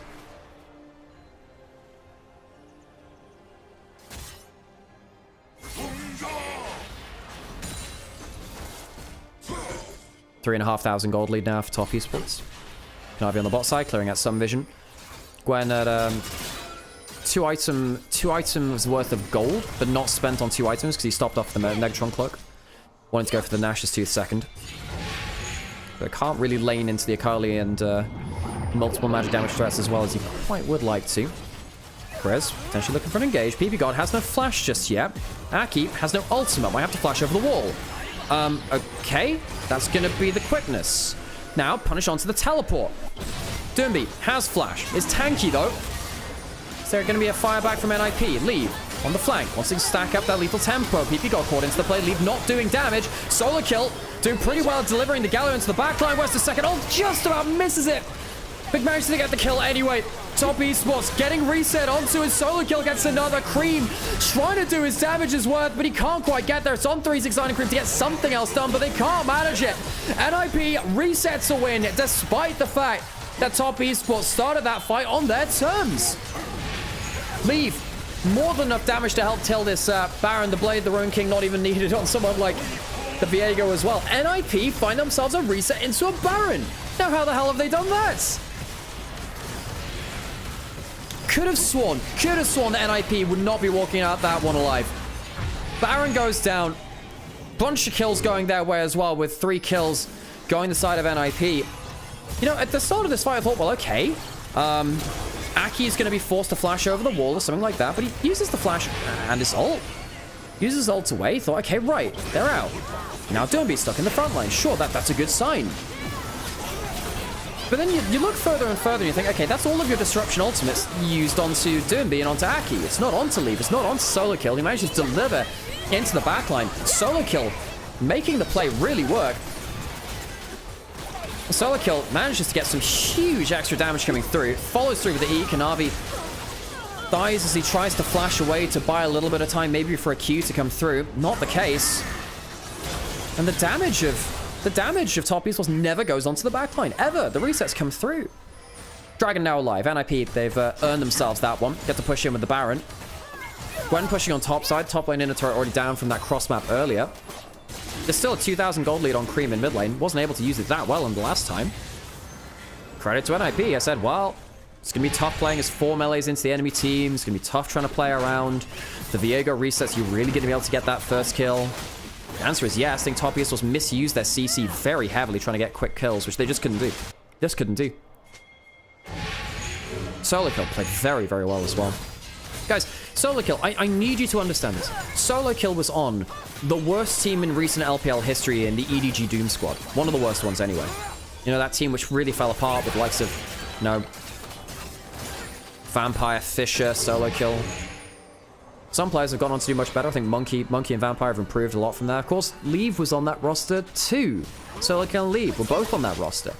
The fact that these players have all had glow-ups away from that team is something that needs to be studied. But solo kill was not a player I thought would amount to much in the LPL. His recent series, though, for NIP have been very, very good.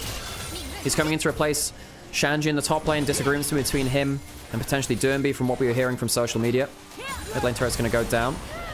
Gold lead starting to disappear for top esports. Basically back to even now, actually. 2 dragons apiece. We're getting in towards the late game. I'm getting quite worried for top esports. You know, the tab he built up for Leona and for Galio makes him really tanky. Look, you're not going to kill Durnby that quickly. This is not an easy Galio to kill. Okay, this is better. That's much better. The Yone using his gold lead. Durnby, however, guess that's Zhonya's. Taking a long time to kill. Solo kill. Maybe has an angle. Gwen CC'd up in the front line. Where's the extra damage? There's not that. All right, NIP not able to pull the trigger with the Akali. Big win for top esports. No resets coming through, and the Baron buff largely useless now. Starts off with a good pick onto Durnby. I thought, well, it might take too long. No, took just enough time to come through. Didn't overstay their welcome to top esports. Clumped up. PP God, Aki, solo kill. Couldn't get into the thick of things to get damage down. And while yes, Leave is at 3 items, couldn't get a reset for his jungler. Solo kill still has that ultimate. Cream jumping forwards. Here comes Crisp, forcing an ult backwards. Trying not to overstay again. Leave. Maybe looking to ult into the backline. Remember, there's a good enough reset for Aki. Things get very, very interesting indeed.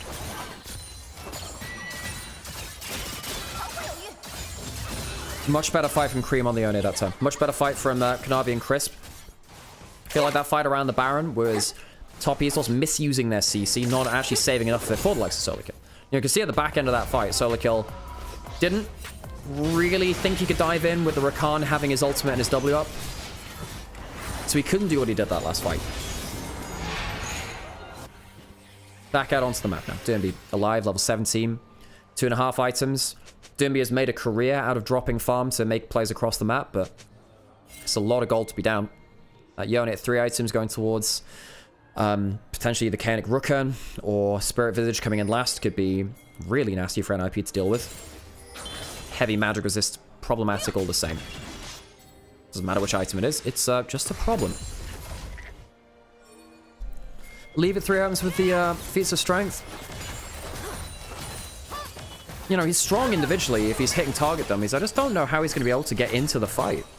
Now, both solo kill and Leave need a significant enough opening for the CC to be down. Almost wonder if NIP need to just throw everyone into the play and just hope that someone gets a free fight. Because if either solo kill or Leave do get into the backline, well, maybe they can open up the resets. Maybe. You know, it's not a done thing. That's the idea, right? That's the idea. Jekyll clearing up mid lane. Deathball coming through again from top esports, not leaving people out to dry. 4-1 setup, not going 1-3-1. Understand how dangerous a Leona Solar Flare could be, especially with a minute until Dragon. You don't want to be losing Zaya's cooldowns, whether they're summoners or ultimate. Durnby trying to go towards the Zhonya's in time, and does. He does get that Zhonya, so the stasis available. Can sometimes use that to stasis out of the likes of Rakan knockup. Sejuani ults. 30 seconds till Dragon. NIP, I mean, look, they're still in this game, folks. They are behind gold. They're still in this. If Cream doesn't get a good enough ultimate, if you manage to get an easy reset because someone mispositions, that's it. I mean, I'm looking at solo kill and Leave, opening things up to get a reset. Here comes the Galio ultimate. Maybe this is what they need. Sejuani in the front line. Where is Leave? What's he doing? He's at half HP and he's caught by Yone. The Kai'Sa goes down, and the resets do not come through in a particularly good time, but solo kill maybe has something left to say. The Akali cleans up 2. Currently, 3 for 2 in favor of NIP. Durnby, low HP. Thought that with Leave dying, it could change everything. Dies of all the teleport and completes.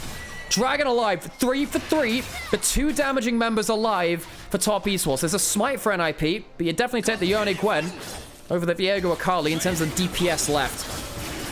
Jacula dying with flash up. Huge burst from the Akali. Solo kill once again proving his worth. Solo Kill has had a magnificent series here with NIP. Yes, they're a 3 and 8 team. Yes, they're a lower tier of team than Top Esports. I think that's plain to see just in terms of the win column. I thought this was over as soon as Leave died. Now, PPGod gets into the backline, delivers Galio in there too. Kanavi goes forward to make sure that Leave has to pay attention to the rest of it. Ult onto the backline, Leave dies for free. But while all this is happening, a lot of initial damage has come through, and the Akali can start to use that R2 onto a hell of a lot of people. Yes, he misses the direct damage, but the Q's enough. Just repositions into the right place. Solo Kill. Once again finding the angle to clean up the kills, which NIP couldn't quite get themselves. And reminder goes, up until this year, Solo Kill was a bit of a non-factor in the LPL. I genuinely didn't think he was going to amount to much. Same with a lot of the players on that EDG Doom Squad roster. Many of them starting to prove us wrong. Leave was part of it. Monkey was part of it. Solo Kill. Vampire as well. Fisher, too. Had a better time of it over in the LCK after that point. PPGod. Using a bit of HP to that callback. Dragon did go over to the side of Top Esports after that, worth noting. They're on Soul Point. The Hextech Dragons stacking up a lot of ability haste and attack speed for them. There is a Spirit Visage on Cream now. Helps him with that shielding. And of course the healing coming through from a couple of different sources. Don't actually know whether that applies to lifesteal. I believe it does. I think it increases all healing coming through. Okay, Baron being started. Good Baron speed from Sejuani plus melee. Gwen of course helping with it too. There's an ult from Aki to get into the pit. He could go for a steal. They should see it now. Aki, hard to keep him out of the pit. Going low all the same, though. Might come down to a smite fight. It's secured by Kanavi. Zyra ultimate out of the Galio, but he will get taunted. Potentially walks up and goes down. PPGod onto the Zyra. Akali goes in, and it's a triple. Immediately 3 down. But once again, the solo kills. The solo ladies of Top Esports stand tall. Quick triple kill for 369. Make that a quadra. 4 dead at the hands of Gwen. It is an absolute bloody mess as the Akali cleans up a lot of the backline, but with the 2 solo laners alive with Baron buff, Top Esports still come out with a slim advantage.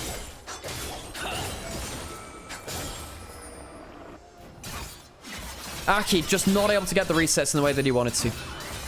Not quite able to. Didn't quite get the steal. I think that Doomby's ult into the backline was very strong. It bought a lot of cooldowns, which meant that solo kill could utilize them. However, now you have a late game Gwen running towards the backline, has a Abyssal Mask going towards a Death Cap. Be able to take this one out. Yone going towards the mid lane. Remember, they have those 3 grubs as well for tower killing potential. Aki back in. But not able to do much with the Zenith Blade onto the Yone, flipping back to his soul. Well, flipping back his soul to his body. You know how it works. Recall coming in from Cream. Might have himself a full item now. Potentially going towards GA, potentially a Bloodthirster. Either one is fine, I think so. W hit from Leaf. What did Leaf do in this team fight? No. Doomby goes into the backline. Leaf dodges out on the Yone ultimate. Leaf tries to damage, but 369 just obliterates Leaf. Jesus Christ, 369. His team fighting is absolutely absurd.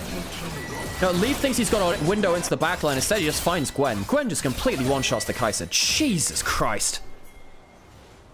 369 also had some good games today. You know, his Renekton had some mid-game throws, but was incredible in the laning phase. And a bunch of the late-game scenarios, too. Comes into this game, completely one-shots Leaf as he thinks he finds that backline. 369 being a bit of the difference maker here.